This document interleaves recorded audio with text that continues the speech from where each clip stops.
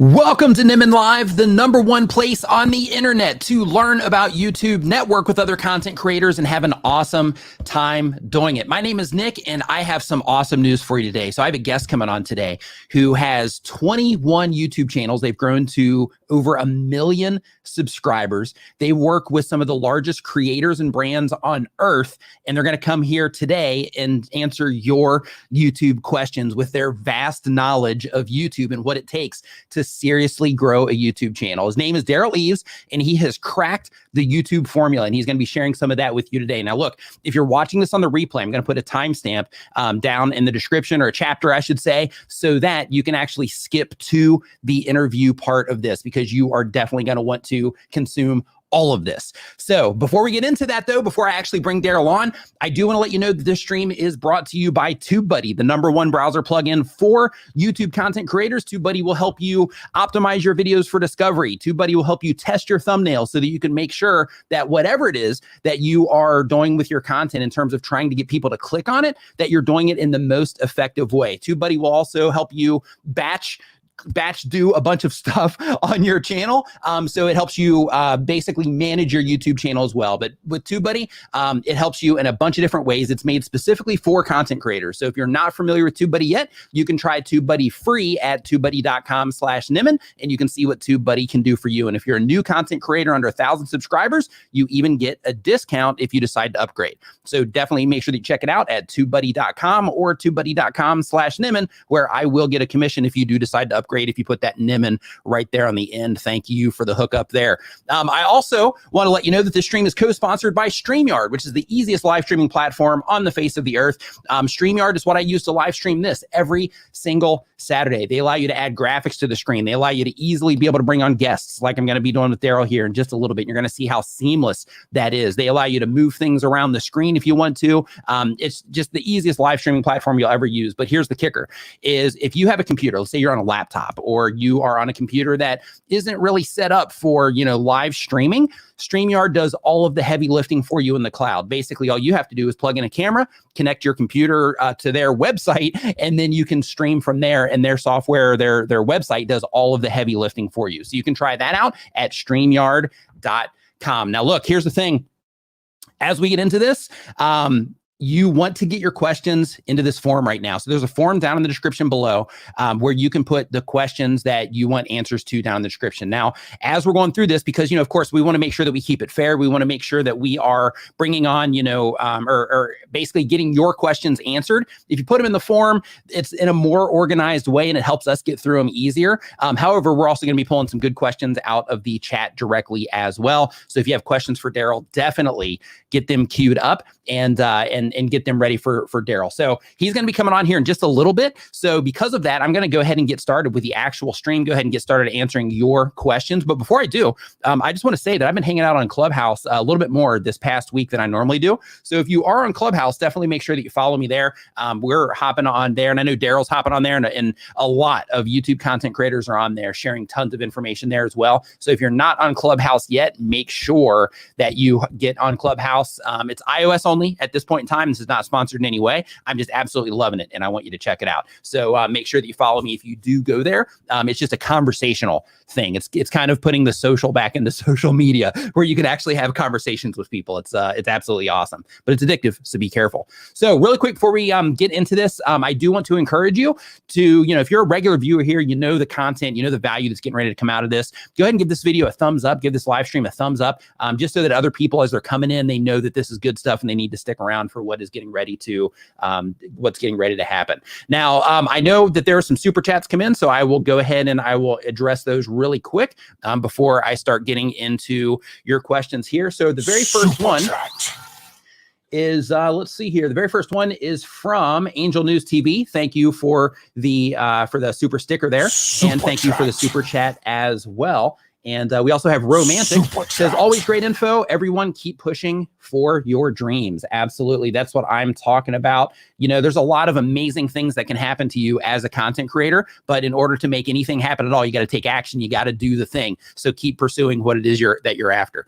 So ladies and gentlemen, boys and girls, people all over the planet, the one, the only. This is the guy that I was talking about. If you're just coming into the stream right now, this is the guy that I was just talking about, who has 21 YouTube channels with over 1 million subscribers. He works with some of the biggest brands and content creators on planet Earth, and he's here to share his information with you. He also is releasing a book called YouTube Formula. We're going to talk a little bit about that as well, but I want to introduce you to the one, the only, Derral Eves. Hey, Derral. Nick.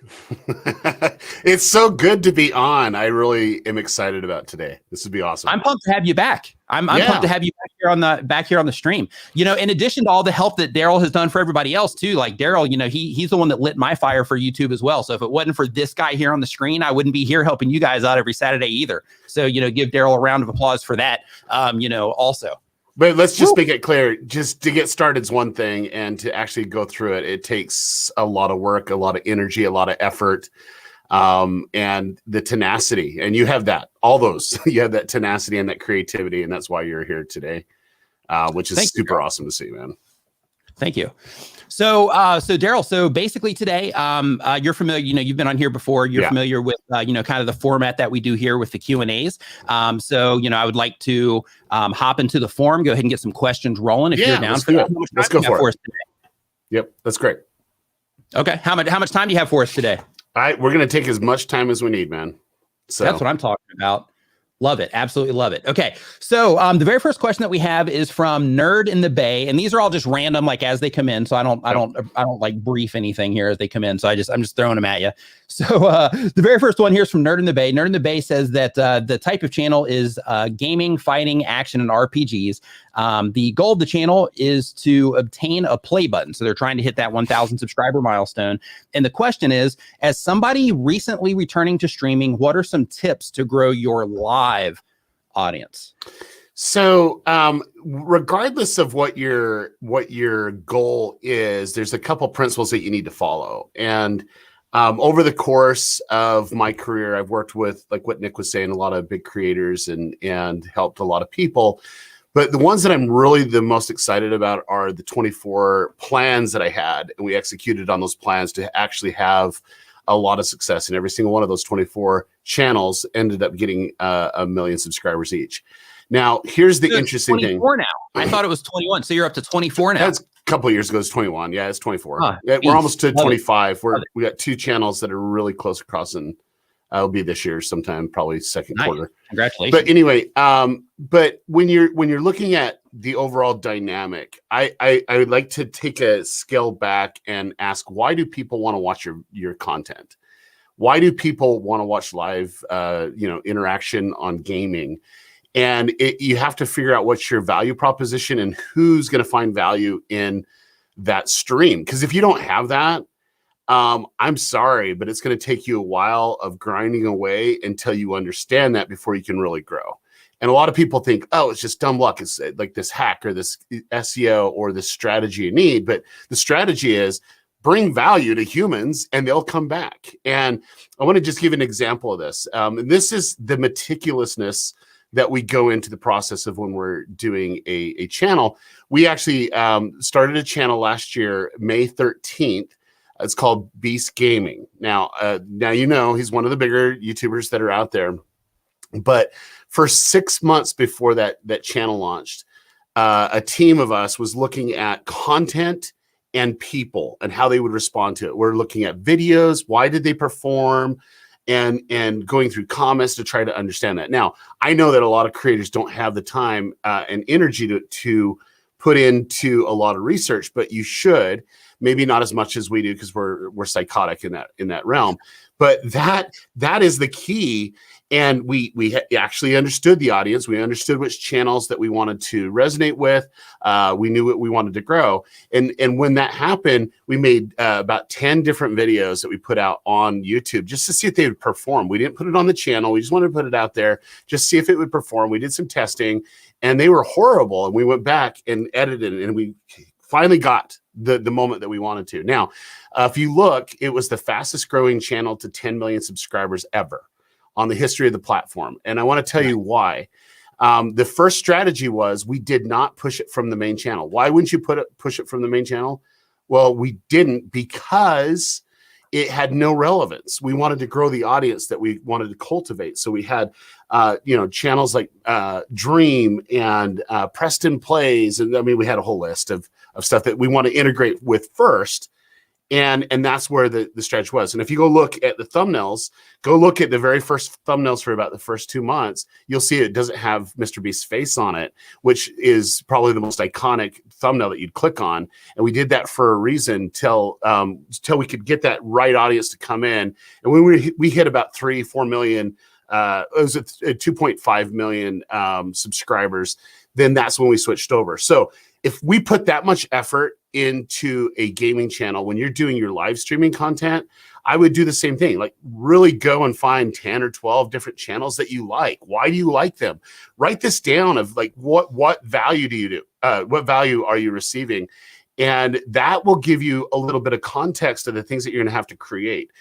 Don't try to emulate someone's format. Like, you have what you have, but what you need is to start figuring out the small little details that make the biggest difference. And so I would do the 10 to 15 channels, try to figure out the format, and then really deep dive into the context of what you need to do to create content. And then go and create the content, get a couple people to see it, see if they like it, and then go live. Now, that might take a little bit of time, and you could do that simultaneously with what you're doing right now. It's not going to change anything now, but getting that new format is key. And I think that once people can come into it, you can go from there. Now, the biggest advice that I'll give you, this is probably the biggest outside of what I just did, and this is really important that you hear it, is you have to specialize in something in gaming. It has to be specialized for something. There's a reason why Dream blew up on YouTube, and he's really good at his speed runs. He's really good, and it's very entertaining. It's very energetic for a 30 freaking minute video. People have to see it to the end till he dies. It's just crazy. And so you got to figure out what's my thing. And if you're going to piggyback off of somebody else's thing, you'll always be just somebody else's thing. And I do believe in, following trends, but I do think that you need to integrate with your own creativity. That was like the longest answer in the history of all mankind. Hey man, that was great though. That was great. What an entry answer that was. That was fantastic. So they don't know. They have no idea how long-winded I am. So so get ready for a lot of those. But yeah, that's great, man. Absolutely great. So one thing I'd like to unpack a little bit is, because we have a lot of people that are watching, experienced people as well. We got Roger Wakefield in here. We've got Doug in here. We've got, Neil, Urban Explorer in here. We have, people that have been on YouTube for a while, and they've heard, everybody talk about the importance of making sure that, that you're not like mixing content up for the sake of, kind of diluting your audience and all of that. So could you unpack a little bit why it was specifically that you were not using the one channel to hand off to the other because of, how you mentioned that you wanted to make sure that the audience that you got on the gaming side was pure in terms of, the things that they're interested in and the content they'd be likely to respond to and all of that. Could you unpack that a little bit and just explain the importance of what that is? Yeah, absolutely. So one thing that I can tell you that I'm obsessed with is understanding people and the audience. And the audience for Mr. Beast Gaming wasn't necessarily the audience that was on Mr. Beast. Mr. Beast is a pretty broad audience. And if we would have pushed that, people would have done it to support it, but we wanted loyal people to get to the end of the video. And that's kind of key. And so the guy that's kind of leading the charge with Mr. Beast, one of the smartest people on the planet, he had a very great idea and a strategy behind it. And, as we implemented that, that's the result. But let me break it down even further. What I'm obsessed with is traffic. If you say people first, then it's traffic, because like, where are they coming from? And the amount of traffic that would have been coming from the site would have put us in a different category than what we were looking for at the time. But if you notice, the moment that we started to put Mr. Beast in the thumbnail, we knew we'd get a higher click-through rate. We just did, but YouTube already established what our channel was, and then it would probably, well, it wasn't probably, it did. It started serving out to the people in that group that were more apt to watch that type of content, because they might be laser beam fans, and they might be, Preston Play fans, and also love the Mr. Beast videos. Nice, fantastic. So, so I'm going to move on to another question here, because that was definitely just an amazing answer for the first one of the day. So the next question that we have here is from Joni or Jonai. If I'm messing that up, Joni, I apologize. And the type of channel is Call of Duty sniping tips. And the goal of the channel is to teach people is to teach people whether in games or anything else you can achieve anything you put your mind to. You just have to learn how.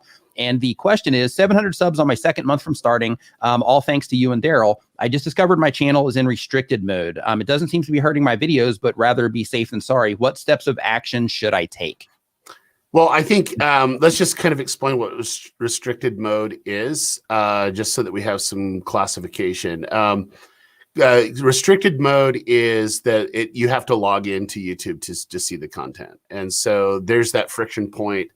YouTube wants to verify the age of the viewer, just based off of the nature of the content. So that's what restricted mode is. Now, it can be damaging because a lot of people come to YouTube. I know this is shocking, but they're not logged in. A big portion of YouTube, and the more general of the audience, there's a lot of people that just come in, dip into YouTube real quick, and then dip out. And so you'd be losing that. And it could be just the nature of the kill shots, and then also just maybe some language.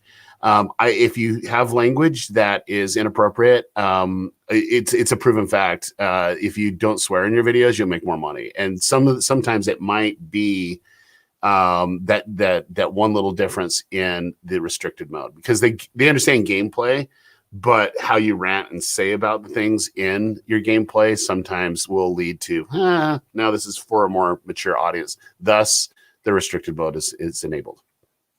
There we go. So real quick, some super chats came in. Amarad Empress, thank you for the kind words. MC80 Entertainment says, I run a Star Wars channel and saw crazy fast growth, but now things have slowed down massively. I upload nearly every day. Any recommendations on growth? Okay, so first off, you can see Star Wars poster in the back. This is my question here. So we can show the Star Wars stuff. Stormtrooper hiding right back here. We've got Derral with the Star Wars poster over there. Yeah, you're in good company. Yeah, we got Darth Vader down there somewhere. You can't see it. It's a little darker there, but yes. So look, there's natural trends and interest on YouTube and on the internet. Okay, so right now, there's not much happening in the Star Wars universe outside of a lot of pre-production going into 28 different series that are going to be happening on Disney Plus, and a lot of those are around Star Wars. And so, there's a lot of speculation. So it's going to kind of go up and down. If you want to be consistent, daily content's probably not the best strategy. I'll be honest with you. It's like, I can only digest so much Star Wars content. I'm a super fan. Read every book, watched everything. Last Jedi just doesn't even it's not Star Wars. It's not canon in my eyes. But anyways, we don't need to get into that. But if you would just have better content, and really look at, okay, maybe what I need to do is go over the speculations or why is this, and go more in depth. We're talking about really good. If you do voiceover, do the voiceover just perfect, have it really flow through the story, because I'm still anytime I'm on another website and there's some theory about, Darth, whatever it could be, whatever Sith. I think Darth Jar Jar was the last one I kind of went down. They had this little meme that was going around on Reddit. It was really epic. But anyway, doing some of those strategies, it would be really connecting with the hardcore audience. And there's a lot of us actually that are super hardcore. But if it was me, it would be one a week, really good, but I would focus in on Gen Z.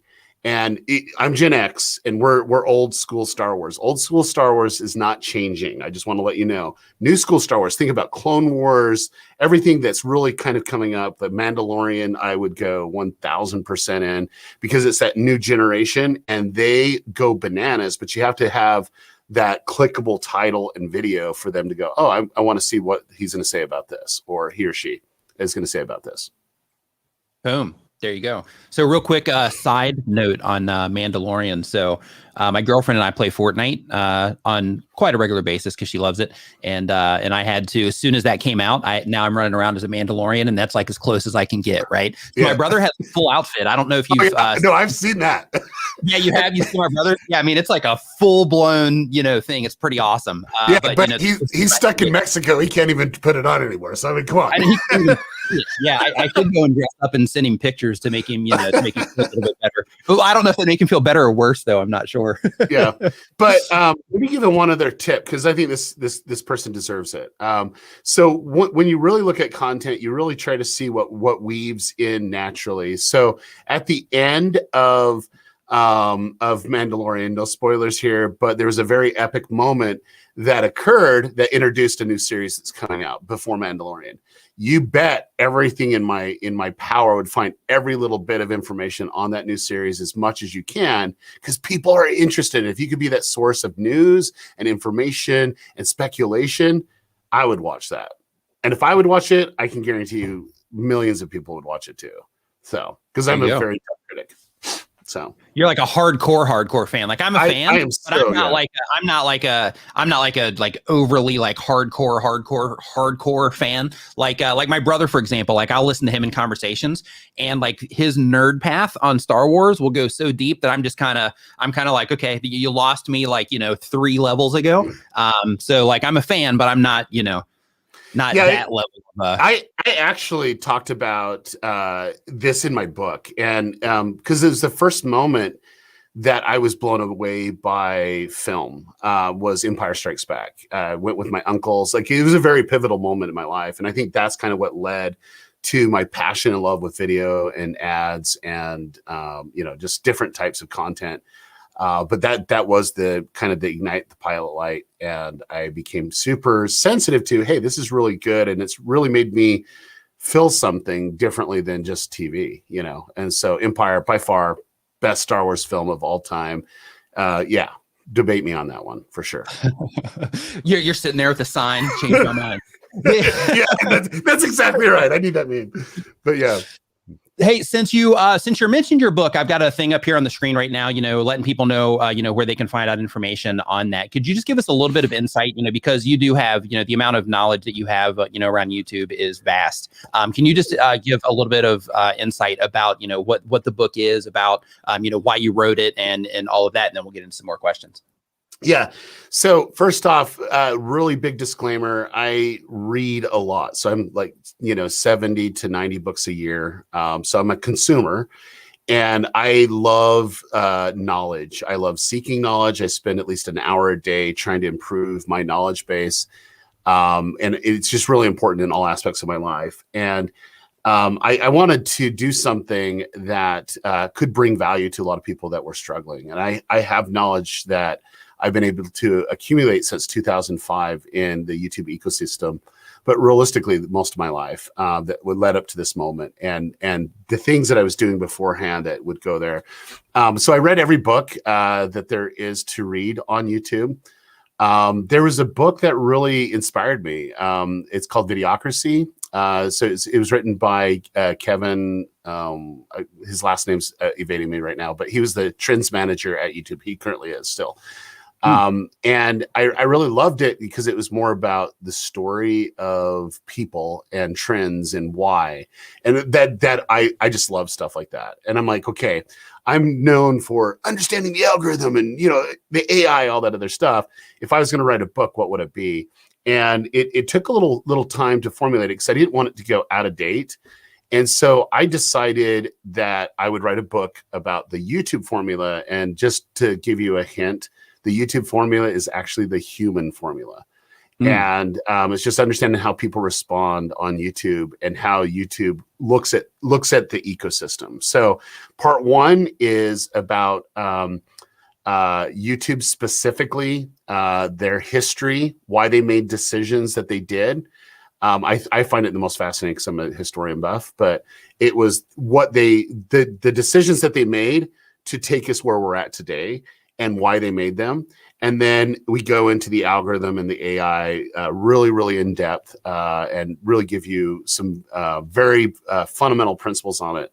Part 2 is definitely a game changer. It's you know, that you could pretty much have the opportunity of YouTube. And I give all different aspects, from brands to creators, from big brands, from small creators to big creators, and to show the difference. And I love it where one of the examples that I give is a lady that was bankrupt, and because of medical reasons, her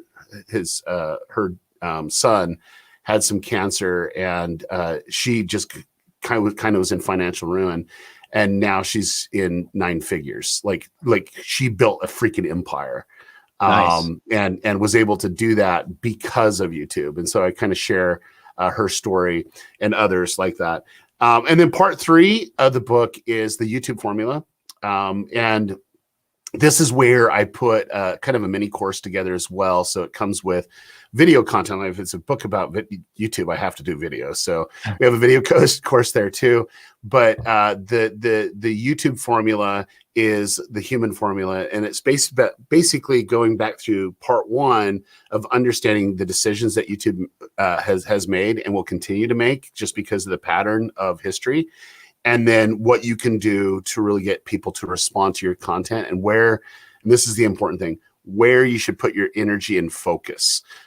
Because a lot of people, they just throw spaghetti against the wall and hope something sticks, instead of really defining, oh no, this is improvement, this is not improvement. There's a lot of data out there. There's a lot of analytical analysis that we can do. But when we look at it, the bulk of us are not looking at the content the right way to make the improvements. And I really do love this. And I want to just share one example of a story.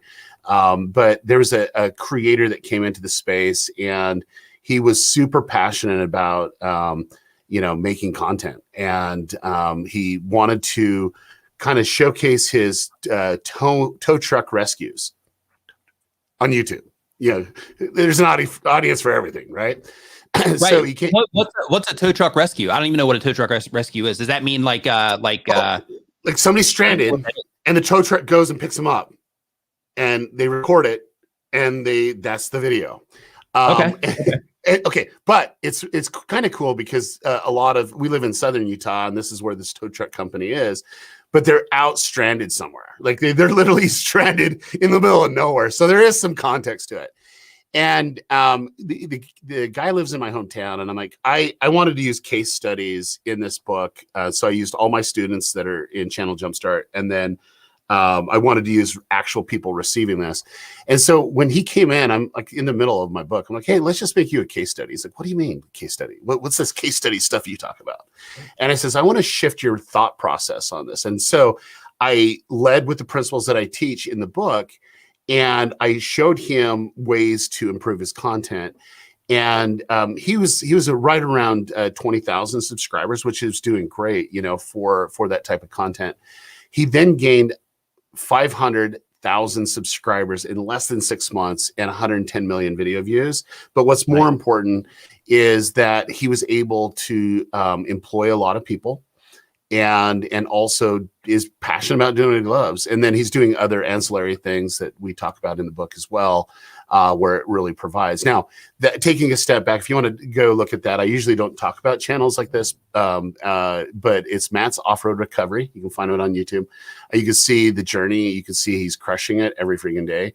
And you can see the strategy when you start looking into it. And the one bit of advice that it got his mind to switch was, it's not about the tow truck company.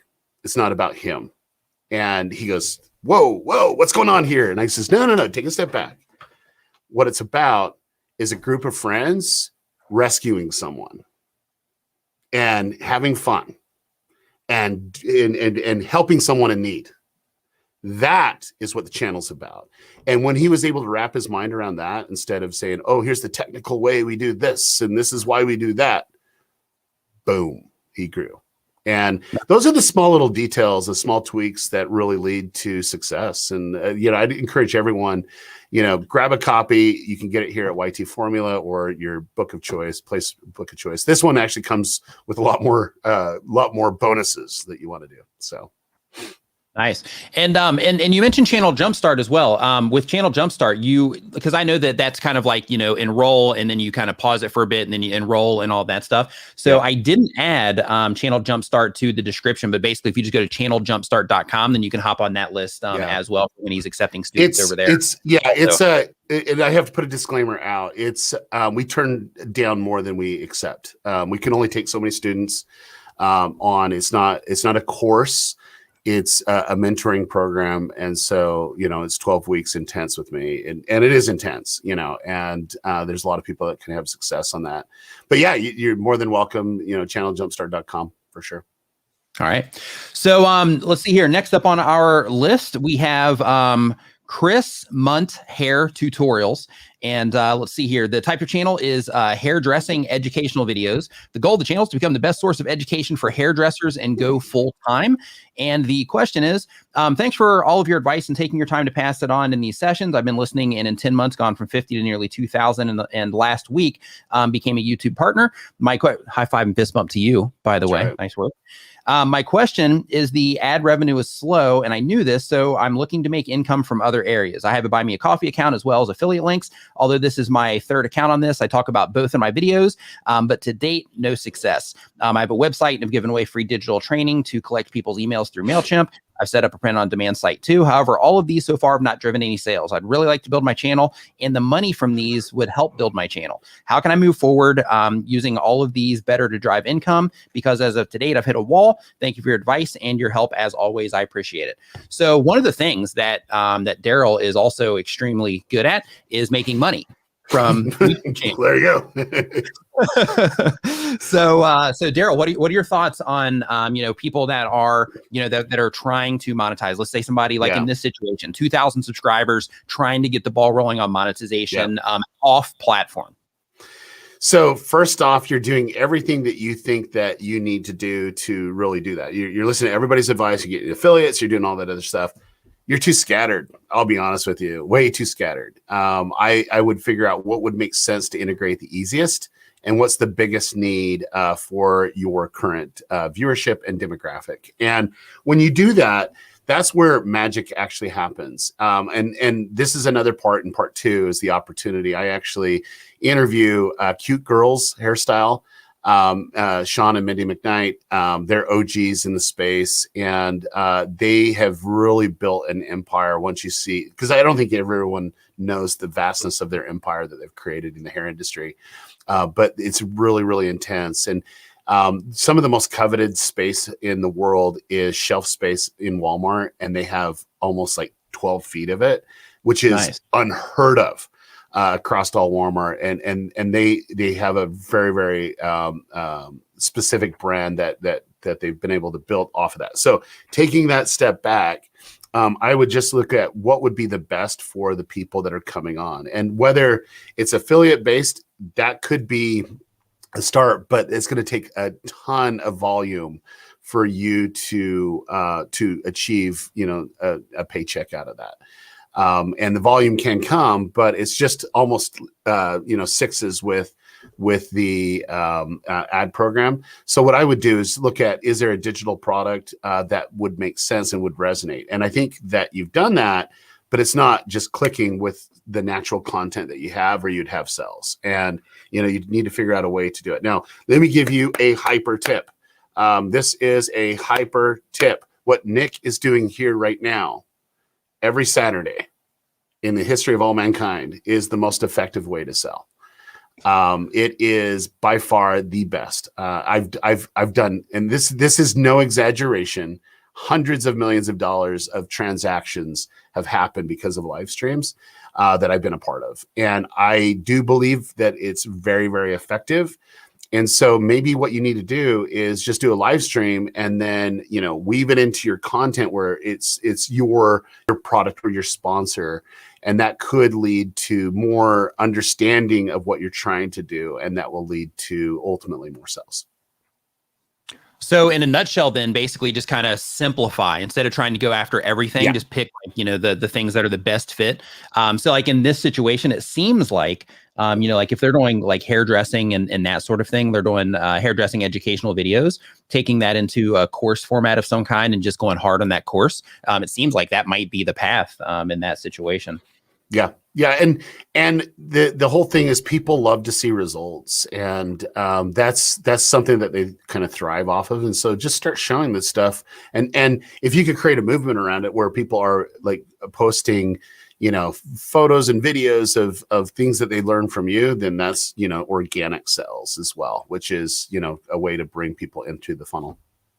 And also, like when you're making content, just to add to that too, like when you're making content, think of the stuff that's going to add value, but also think of content that you can publish that will directly be the content that will get in front of people that would also be likely to buy, like a hairdressing course as well. Like when you're thinking of the topics for your videos, think of that also, so that when you are putting that content out there, it's a good fit. Like your course is a good fit for the people that might watch that video. And then you can also, in additional content, you can also, recommend that content in playlists and pinned comments and things like that as well. Once you figure out, the general topics that people would, or that people do respond to in terms of, going over and buying stuff from your course. I just noticed, Nick, that I have like the freakinest biggest head compared to yours. It's like, hey, head. Speak. So every stream now, almost every stream. So every other is kind of the cadence for it, but it's seeming to happen more and more. But I'm bringing people on a regular basis, and I'm always way back here, and everybody else is always up close like that. So before the stream today, I was thinking to myself, I know Derral's going to come on. He's going to be up close. I should change my camera position, and I didn't do it. And now I'm regretting it. I'm like, no, for me, it's like, hey, you have a big head. I've already like conscientious about how big my head is. No, not really, but and you just amplify it. I read a long time ago. I don't know if this is like a thing, like legitimately or not, but I can't remember if I read it or if I saw it on on some show somewhere. But they were talking about like news psychology and how they like position people in the news. And one of the things for the people that are more prominent is to have them like closer up to where like they just have more presence in the frame compared to like the other person. So yeah, there's your justification of giving me a big head. So I'll take it. That's what I'm getting at. Science rules. Let's see here. Insane McLean says Nimmin, Jonathan Patel, Blake Eves, and the others are friends. Maybe they ought to have fun challenges. They ought to do fun challenges. Imagine the entertainment. Yeah, well, here's the thing. For those types of challenges, or for that type of entertainment, you got to go to like Bid Summit, right?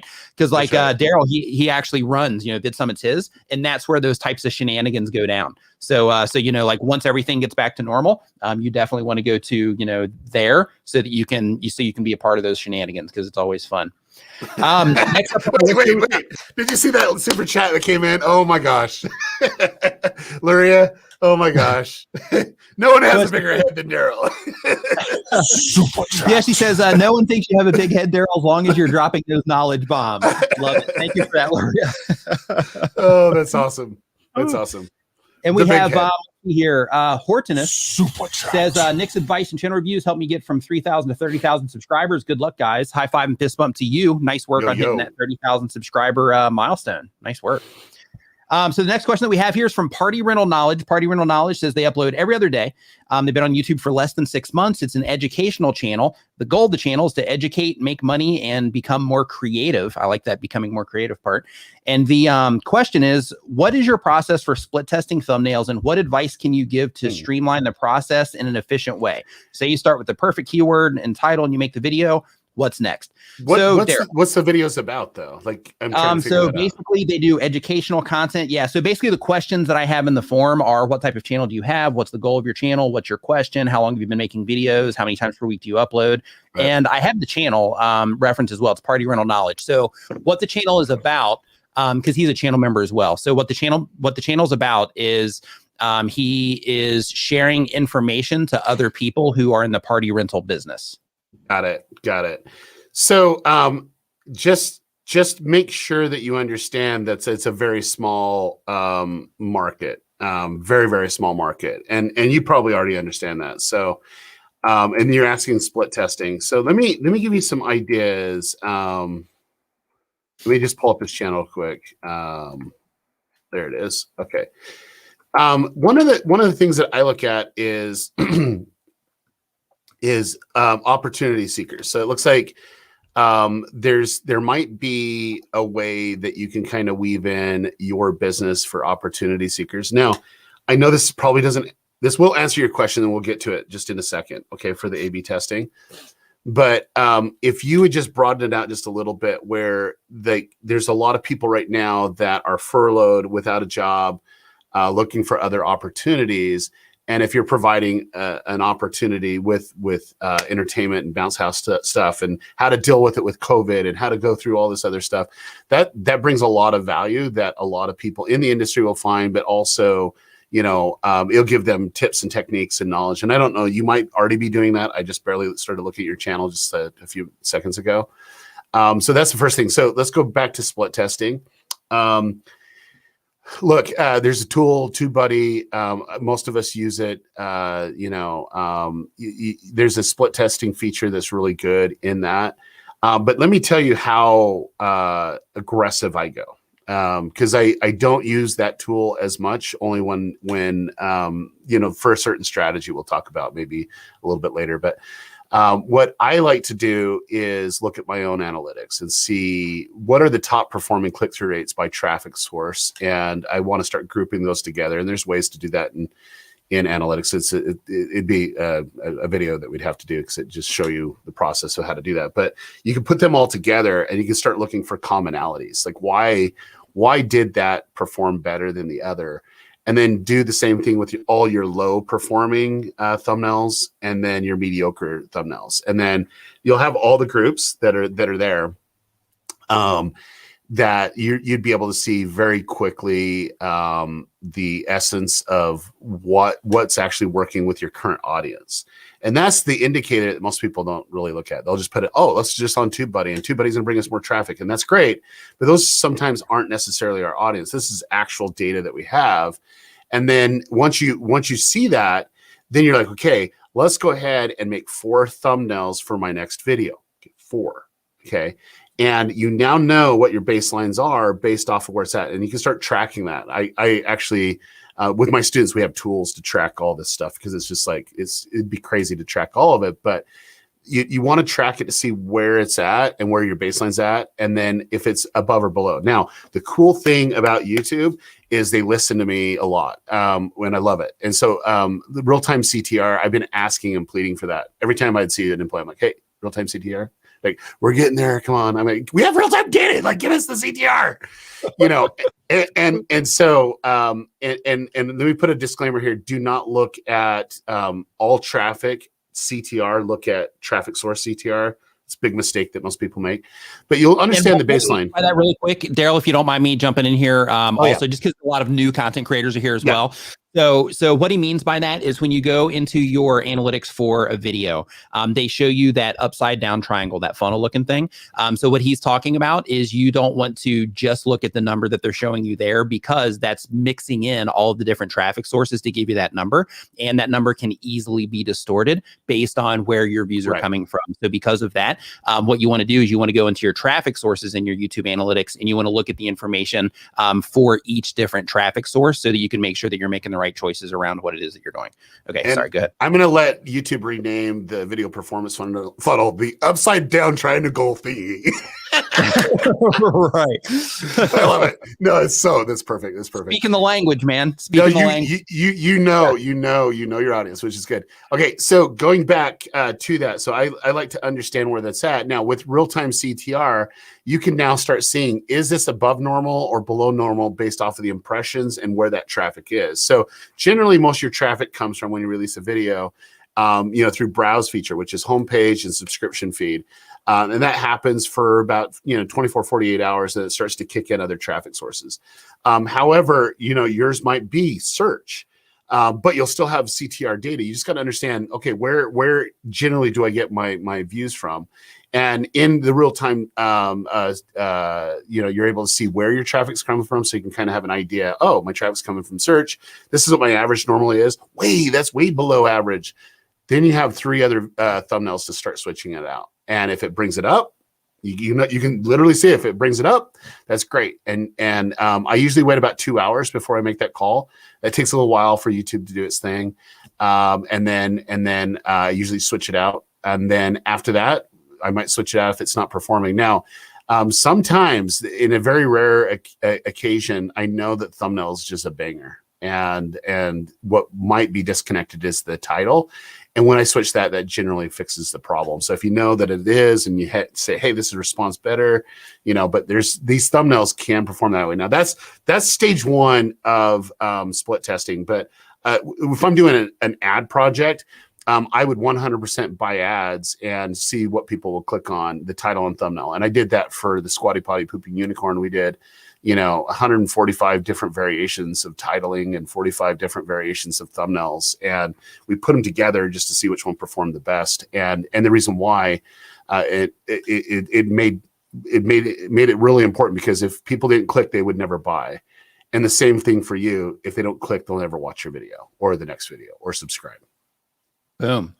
And with that also, you know, another thing that you got to make sure that you keep in mind that he mentioned is that when you are you know, testing your thumbnails, you also need to make sure that you are considering the topic of the video and that you are considering the title as well, because both of those things, in addition to the thumbnail, also impact you know, how people are going to respond to what it is that you're going.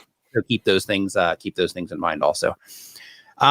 Jay-Z Health says, Derral, as a personal injury lawyer, what would be your call to action, if any, in each video? I'm sorry, but I have to laugh. So early on in my career, I started in search engine optimization. Well, I had an agency that we did website design and hosting. I'm like, hey, how do we upsell our clients? So we did search engine optimization back in 1999. So that's back before Google. And we were just getting placement and stuff like that. Back then, it's called spam. I was really good at it, dude. Like, you have no idea. I was super good at that. But going into it, I learned it's easier to replicate systems. And the very first niches that I did was personal injury attorneys. So I have to laugh because at one time I had like 45 personal injury clients over the United States. I was trying to get 50, one in each state. So I have a lot of information. So your question was, what call to action to do it? Now, here's the thing: is you got to understand what your finish line is. If your finish line is to get the phone call ringing, then what I would do, if it was me, is take all the questions that you've understood over the course of your career. I mean, there's tons everywhere that you can start compiling what people would type into. I'd really leverage heavily on search, because that's what people are doing. Hey, I just got in an accident. What do I do? Type of thing. Where's the liability? So that's kind of the headspace, or they might know someone and they're like, hey, this is wrong. And they're trying to figure out those questions. So I'd make a list of those questions, but the list better be about 156, or more. On it, and then I would kind of tweak it of which one would be the most valuable for them to receive, or the most common. Okay.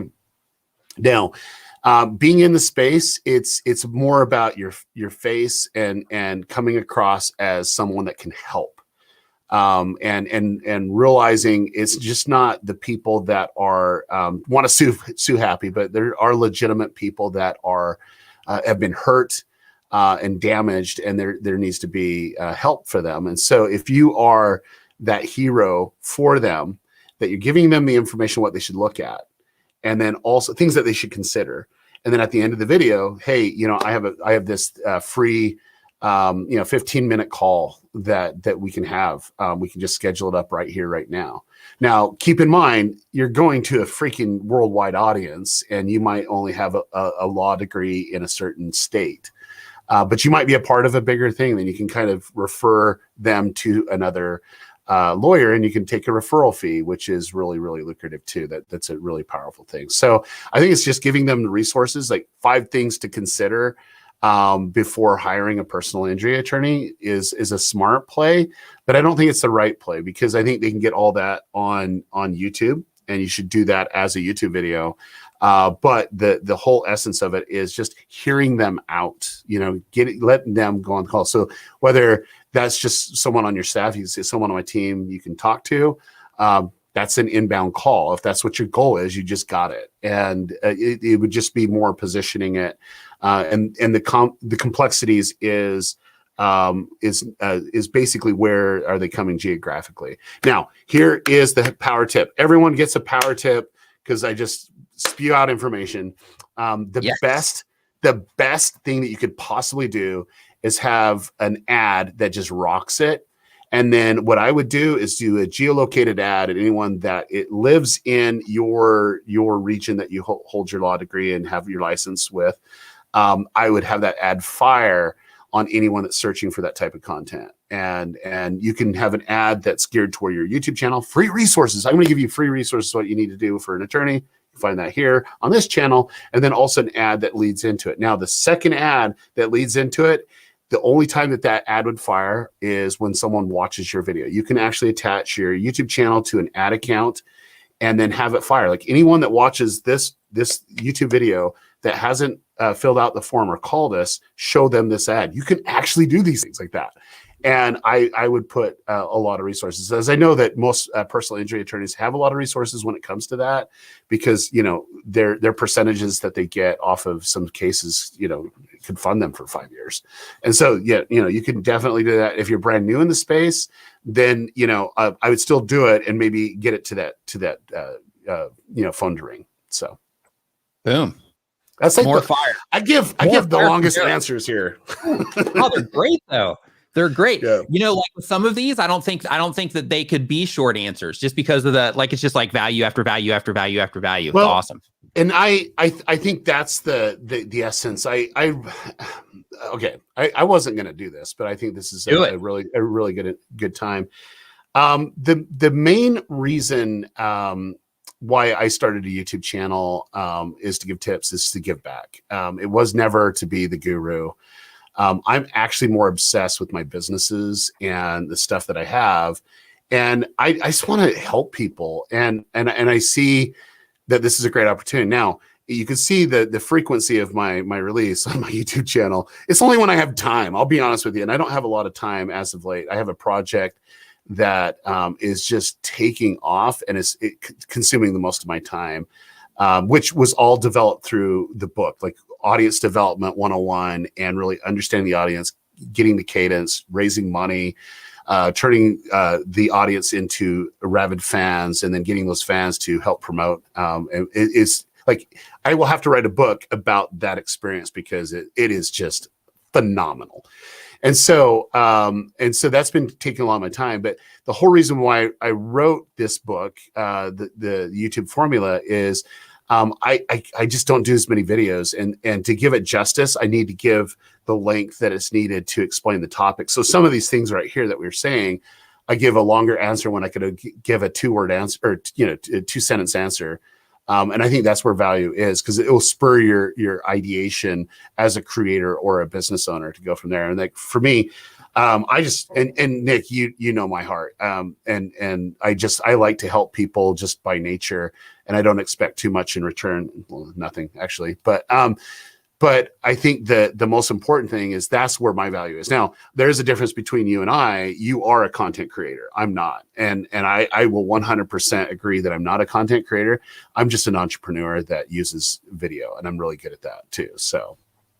And on another note, in terms of, like how much Derral likes to share information freely and help other people, if you are somebody that's on Clubhouse, you definitely want to make sure that you follow him, have the notifications on, because when he comes onto Clubhouse, he's also just blowing minds open on Clubhouse. You wait till Tuesday. Like, okay, I'm so excited. What's going on Tuesday? Oh my gosh. Okay, do I need to stay awake for this? Because come on. Okay, no. This is perfect relevance. There's a time I remember a couple years ago that I brought a guest to Vid Summit, and no one knew who he was. I mean, he had a couple people there. I spotted that shining star, and I go, he will be the biggest YouTuber of all time. He now has 54 freaking million subscribers, and he is going to be the biggest YouTuber of all time. There's just no ifs, ands, and buts, unless he has some scandal or something. I don't know. But anyway, I can spot the people that have the foundation that's needed, and I can tell you it's the clickability factor. The clickability factor, if they can actually have the clickability factor, that's the biggest hurdle. And that's something that's really hard to understand. And that's where you have to understand people more. And so anyway, long story short, I feel like I found another person that could compete with being the biggest YouTuber of all time. Now he's still in his infancy stage, and I brought him on. I'm bringing him on Tuesday, and myself and the editor for Logan Paul, Hayden we're gonna interview this guy. His name's Eric. I don't know if you know Eric Dodge, but he was able to get 1 million subscribers in less than 12 months, and from zero, like literally zero. And it just proves that it's possible if you have good content to do it. Now, what I love about him is Mr. Beast does these spectacle type of content. It's just super spectacle, like off the chain. And then David Dobrik's more about storytelling and people and fun and family and whatever. Not family, his tribe, right? But this guy brings those two worlds together, and he's a powerful storyteller. But the most important thing about it, and I don't want to, kind of ruin it for everybody on Clubhouse, but he already made millions of dollars before he started on YouTube. And he was a videographer for wedding businesses, and he'd go out and record and set up systems, and he'd go do these amazing shoots. He already had that down. Like this guy's brilliant, and his marketing strategy of where he was going there and how he was enabling people is very commendable. But the biggest thing is he fully embraced. I've never seen a creator do this yet. He fully embraced in his option of sponsorship to be that guy that just fully embraces a sponsor, like literally says, "Hey, this is how this thing happens," and he's done it early on with his audience. So his audience is super responsive to any of the sponsorship that he does, because they're so invested in helping him succeed and being a part of something bigger. And so Eric, myself, and Hayden are going to talk on Tuesday on Clubhouse, which I'm really excited, because there's so much you can learn, because a lot of people think, oh no, you have to do it this specific way, or it's just darn luck. No. He was very strategic from day one. And when I saw his first video that popped, I'm like, this guy is going somewhere. If he can figure out another video in a similar vein, he'll take off. And what he did was he flew all the way over to Miami, posed to be a reporter, got into a fight where Logan Paul was at, and was able to have a conversation with the Paul brothers. And it was very, very interesting in that aspect. I mean, it's been almost a year since I've seen the video, but it was very strategic. And then it was just to give him a resume to want to be hired. And he wanted to be hired on the team. And he made a video. It's really engaging. It was really fun. He has a really good YouTube presence, but in the back of his mind, it was not to be hired. It was to get exposure. And he went and applied and was working with him a little bit, and then he turned down a job, which is content, that is content, and it's very strategic. And the kid's amazing. So I'm really, really excited for that. What time is it? What time? So it's on Tuesday. Oh, man, it's 7. Yeah, it would be 6 o'clock Pacific is what time it will be on Tuesday. And it's a part of YouTube Secrets Clubhouse. So it should be fairly big. It should be a couple thousand people, if not more. Nice. Yeah, as long as I might actually wake. So you're 6. So that would be, that's like 8 in the morning. Yeah, I can. Yeah. I'll have to wake up pretty early to get to that one. 8 in the morning. Look, 8 in the morning. That's pretty early, but your schedule's so messed up, brother. It is. But I'm a night owl. This is how for my brain. This is how I thrive internally. I can't function that way at all. But yeah. Yes. So Derral's the type of guy that sleeps 4 hours. So when you go to conferences, it doesn't matter what time you're awake, what time you're asleep, or whatever, you're always running into Derral. It's hilarious. Yeah. So it's hey, hey, have you even been to bed? Oh no, I don't need to sleep. Not a big deal. Yeah, well, it's a blessing and a curse in a lot of regards, but I find more opportunities to learn, so which is awesome. So yeah, it's good. So Roger Wakefield says, Channel Jumpstart helped us so much. I have a new manager now, so we need to go through it again. Thanks, Nick, for having Derral on. Greatness. With a yeah emoji after that. Danielle from Tube. Wait, can I just tell Roger, just remember, once a jump starter, always a jump starter, so you don't have to pay for it again. So just have them go through the system. We're starting up a class in a couple of weeks, so you're good to go. It's like the mafia, right? Once you're a member, you're always a member. You have no idea. Nice. You have no idea. Roger knows what I mean.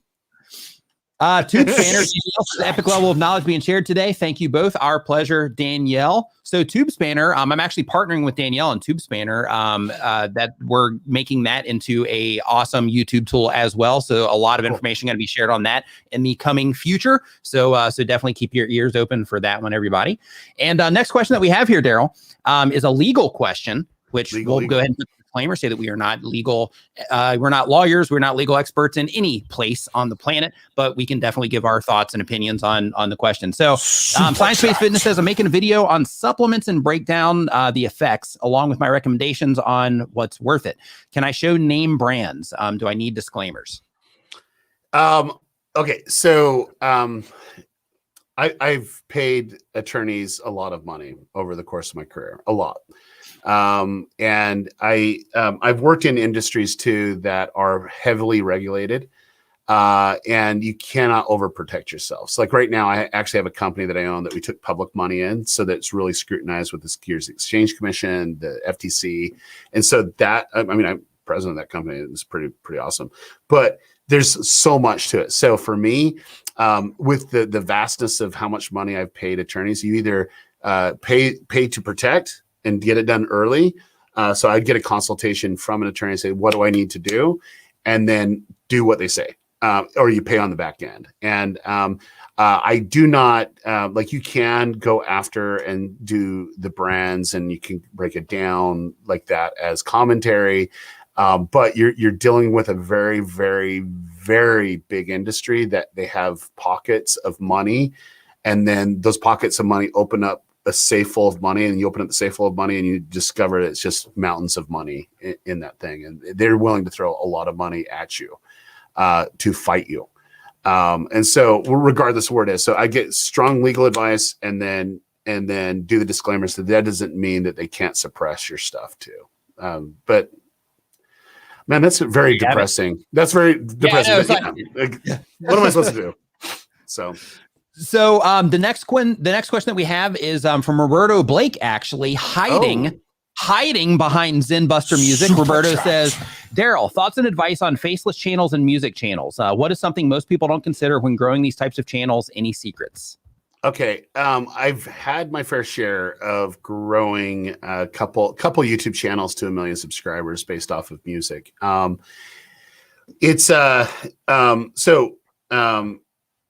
Let me put it for you, Roberto. I think it's just more what are they looking to do? There's a lot of people that put music in their background and work every day. That's their source of music. Other people need it to meditate, get into that Zen state. Some people use it to go to sleep. And so there's different ways to do it. Then you have that whole entertainment genre. That's very difficult. There's ways to do it and strategies behind it, but not on a call. You'd have to really deep dive into it. So you just got to define what type of music that is. And then if it's continuous, that's the key, continuous, right? You can do up to 5 to 6 live streams that happen continuously on YouTube without breaking terms of service. And so you can have that kind of reaching out. There's a lot of people, like live streaming comes up differently when there's an active stream happening. That's been a hack. I know Nick used to do your tips of the day or something like that you did it for how many? I mean, it was like for days, wasn't it? For what, all of the tuber tools. Yeah, tuber tools. On that channel, I was just running. It's still up there. Like basically, I just put it up there and I'm just kind of like letting it run. But yeah, so basically, it's a video ideas. Yeah. So I mean, it's Yeah. really cool. Like it's same concept, right? But you did that with music. But I would really try to gear to the people that are looking. So heavily search, because that's usually the first one that comes in before when they find, and then after that it's YouTube homepage that they usually find. Oh, I like this, and they click on whatever's first instead of trying to search for it. It's just easier just to click. So that's what I would do, and just kind of go in that realm. When it comes to like meditation type content, really good visuals and sound is needed. So you're good there. But the key is the consistency. So I would build up that library first, where you're releasing a lot more frequent, and then kind of scale that back to once a week. So there you go, Roberto. And next one that we have on the list here is one that I missed that was brought to my attention here in the chat. John Palm says, two of the smartest people on YouTube all in one place. I'm looking forward to receiving your book, Derral. I appreciate you two more than you know. Thank you for the kind words, John. Massively appreciated. The next one that we have here is from like Lucas Scott. Says, I see streamers like Meet Kevin streaming broadcast news and adding commentary. Can I do this, or do I need some sort of legal waiver from the stations? Yeah, once again, there's a lot of information on fair use that you can go into. News commentary is probably the most solidified right now over the centuries of news commentary. So I think you'll be okay. Just keep in mind, you will be fighting a battle of copyright IDs. Anytime they use somebody else's stuff, you have to dispute it. That takes time, and that takes processes. So yeah. Yeah, so a good rule of thumb is, of course, if you want to pursue something, then do it to an extent. But a good rule of thumb is if you can make something original, then then you are protecting yourself from all of those headaches that can come from using other people's stuff. Yeah, and Meet Kevin's strategy, I know a lot about it because I've helped him, over the years. And the most important thing is that bringing value to your current audience? Is that who you want? And for him, it definitely is, because, it keeps things fresh, keep things going. But keep in mind, once you use news, that is views that are only viewed for a lot, for the first portion of the time, but not necessarily later on. So you can shift your audience, or it's more, it's only in the day. And then you're not getting some tail end, evergreen views, which is the most lucrative. Okay, the most lucrative is when you do nothing and it still happens and you get paid for it. And YouTube loves suggesting that, and so you got to find the right balance between the two, or you might be heading down a path that you have to. This is so key. You might be heading down a path of burnout, because you have to. If you don't upload, you don't get paid. That's it. So on that note, really quick, I do, in case you just happen to be joining the stream right now. So Derral, he has a book that is on the way out called YouTube Formula. And you can find that at ytformula.com. And for the people that are just joining us, Derral, could you just give us just a quick brief again? I know we did it before, but just another quick brief on the book.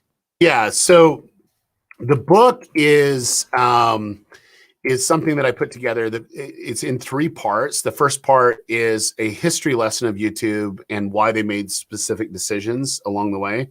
And I'm gonna share one with you. Is that cool? Can I do that? No, absolutely not. We do not want you adding tons of value here. Yeah, of course. Of course. Do you know which day YouTube was founded? There's a very specific reason why it's founded, and it's actually coming up. I don't. Valentine's Day. Didn't know that. Well, I know that it used to be a dating thing, but I didn't know. Now think about that. Started it on Valentine's Day. So this is a little Easter egg, right? So now it's a dating thing. Valentine's. Okay, that was kind of their mantra. If you now watch the first video that was uploaded to YouTube, that was a dating site, it's going to give you different context than the first uploaded video. You can find it. It's called Me at the Zoo. Okay. And when you start thinking about that, then you're like, oh my gosh, this is like so childish, whatever. But it's YouTube, right?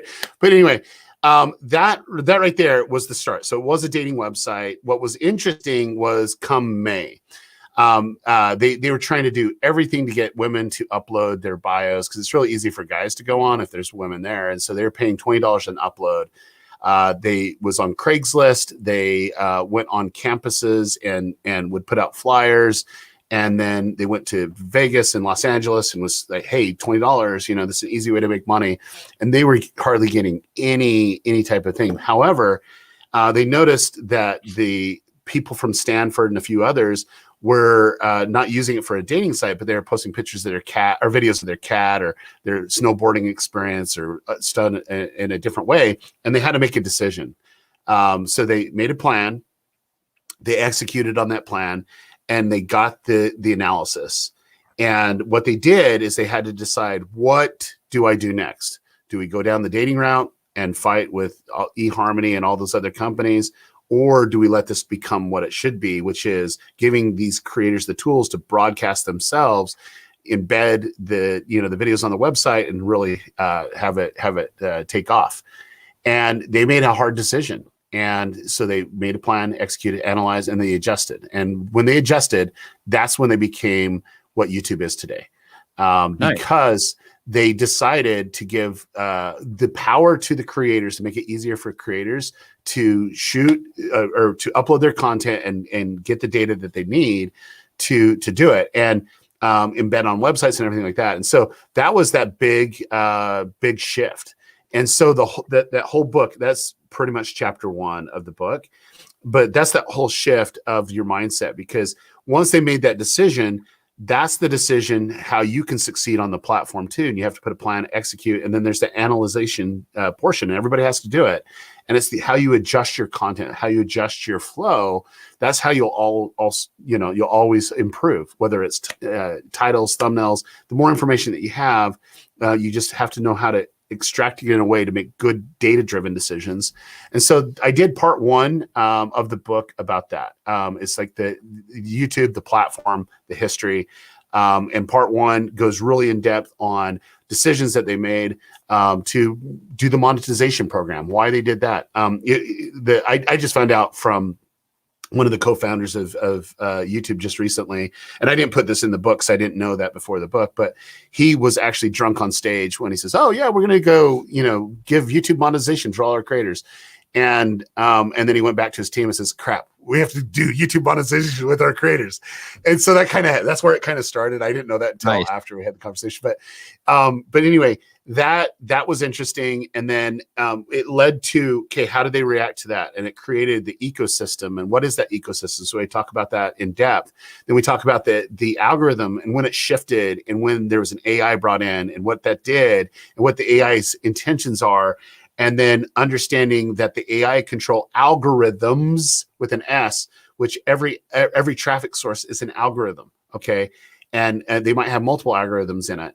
And then also there's bots that are controlling the are doing things in the tail end with those algorithms to achieve the success that it's looking for, or get data points that the AI can go, oh yeah, we'll adjust it here or we'll adjust it there, and see patterns that we don't even see. I know that kind of literally boggles the mind, but I do it in a way that everyone can understand. And that's part 1. Part 2 of the book is the opportunity. What is the opportunity? What is the true opportunity for you as a creator? What's the true opportunity for you as a brand? What's the true opportunity for you as someone that really is looking to take it to the next level? And so we give all different avenues, and trust me, AdSense, I rarely talk about that because that's not the true opportunity of the platform. I just want you to just as a drop in the bucket when you understand it.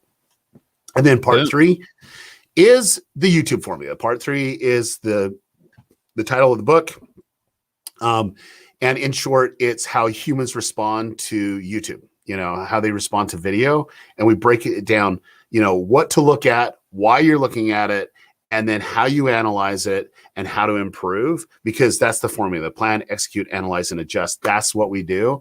And then it's just more about tweaking it in a way that you're making good data-driven decisions, just like YouTube did. Because I can't imagine, where we would be if they went down the direction of it being a dating website. Yeah. Thank goodness. Yeah. Thank goodness they did not go down that direction.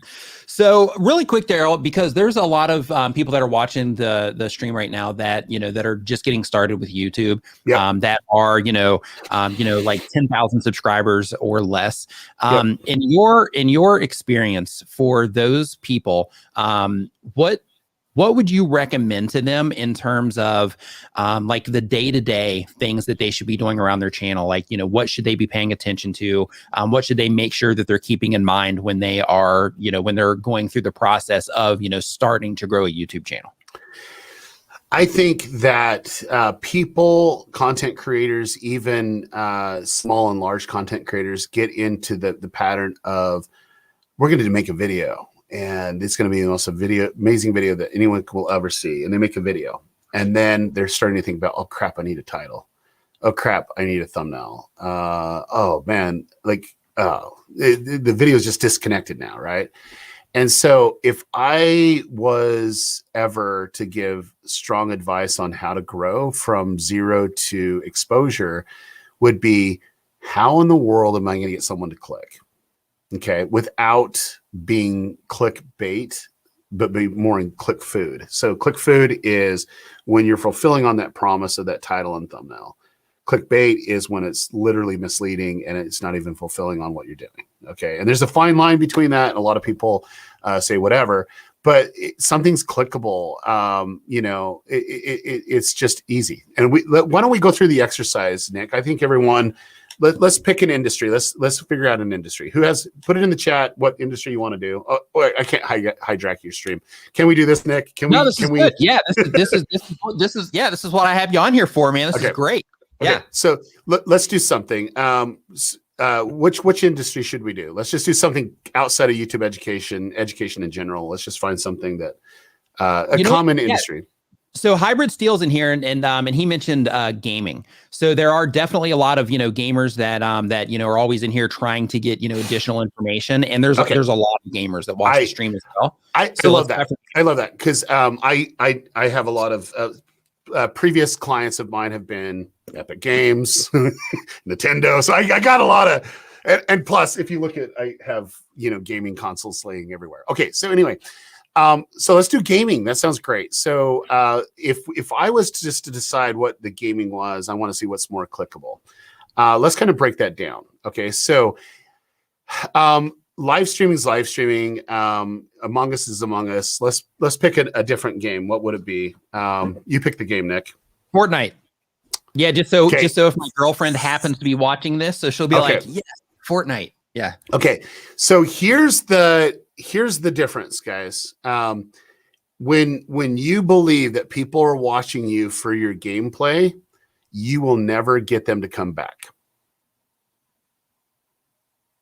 Heavy. And the reason why I say that, it's how they react to their gameplay is when you come back.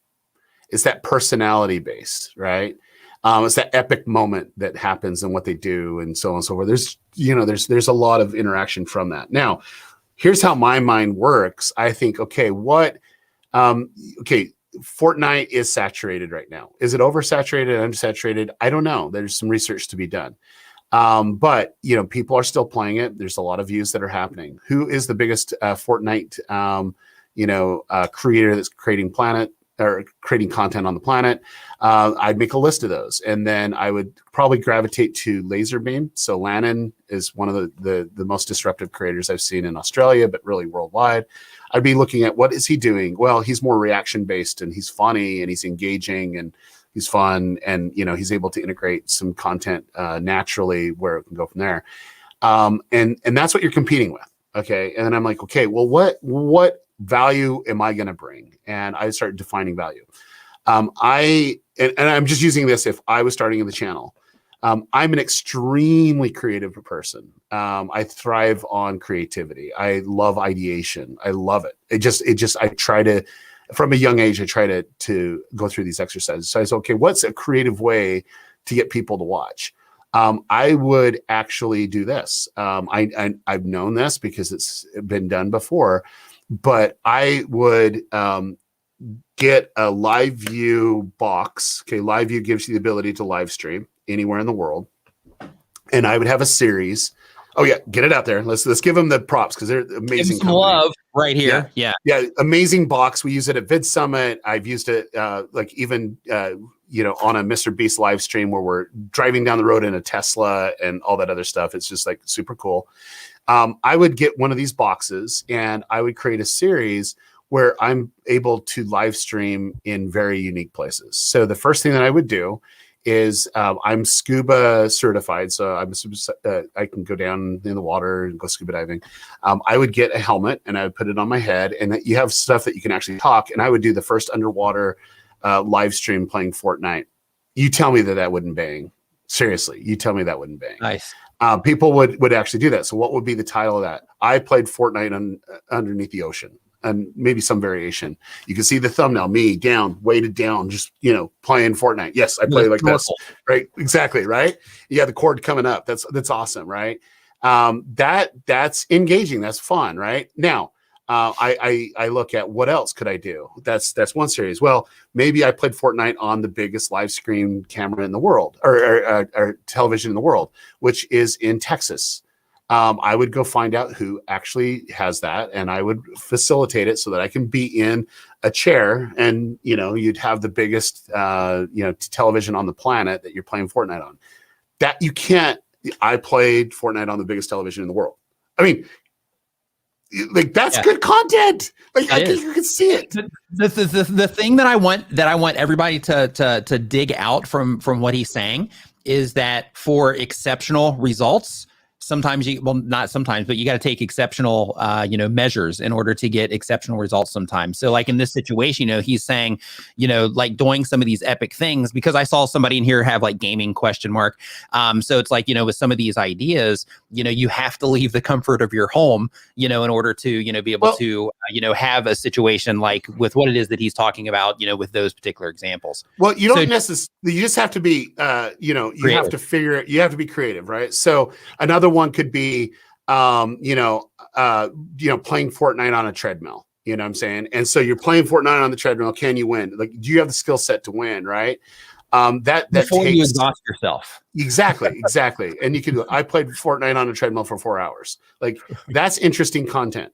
But the key to this is more about the ideation. And if you think that they're coming for your gameplay, then you'll be sadly mistaken. It's just they might be click on it because they're interested in Fortnite, but for them to stick around, they have to find value. And just to see you, do well in the game's one thing, but to entertain them and do well or bad is another.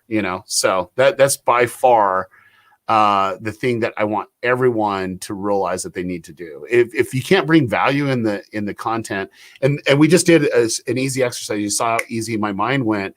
You need to create like 50, 60, 70 ideas like that. And then, okay, which one is the best banger video idea, and highlight that, right? And then which one's actually feasible I can do right now? Highlight that one, because you might not be able to do that one yet. But as you grow, that ideation is always there. I've written down ideas that I have today that we're finally doing them because I found a creator that can actually pull them off. Nice. When he's willing to throw down $400,000 for a video. So. Nice. So, and just to piggyback on that too, how Derral said, like if you don't know, like if some of those things are like outside of your reality at this point in time, still write them down so that as your channel grows, you can, you can achieve some of those things. So if we were to put that Jumbotron one into practice, you could even make that a thing. Like, hey, I'm trying to play on the world's largest TV. If you know anybody that, or if you know the person that works in this area, help me get in touch with them. And you can make like a whole event around you trying to get on that Jumbotron as well, as kind of like a side thing around what it is that you're doing. Yeah. And so, I mean, you can do this for any industry. I just think you have to be creative, and I do know education's different when you're dealing with that. You can't be as clickable in some aspects from a browse perspective, but you can if you weave it in where it does relate to more than just your core audience that you're trying to get to view this. So. Excellent. So let's see here. We have some questions come in, and I'm going to back up here a little bit and grab some of these. So we have let's see here. We got Lucas Scott. Let's see here. Knicks Fan TV, and that's Knicks basketball, I believe. Says, "Peace, fellas. What's the best way to bring potential fans on Facebook to YouTube? Is it ads, or is it better to keep them on Facebook? Facebook engagement is tough." Superchat. So reiterate it one more time, like restate it.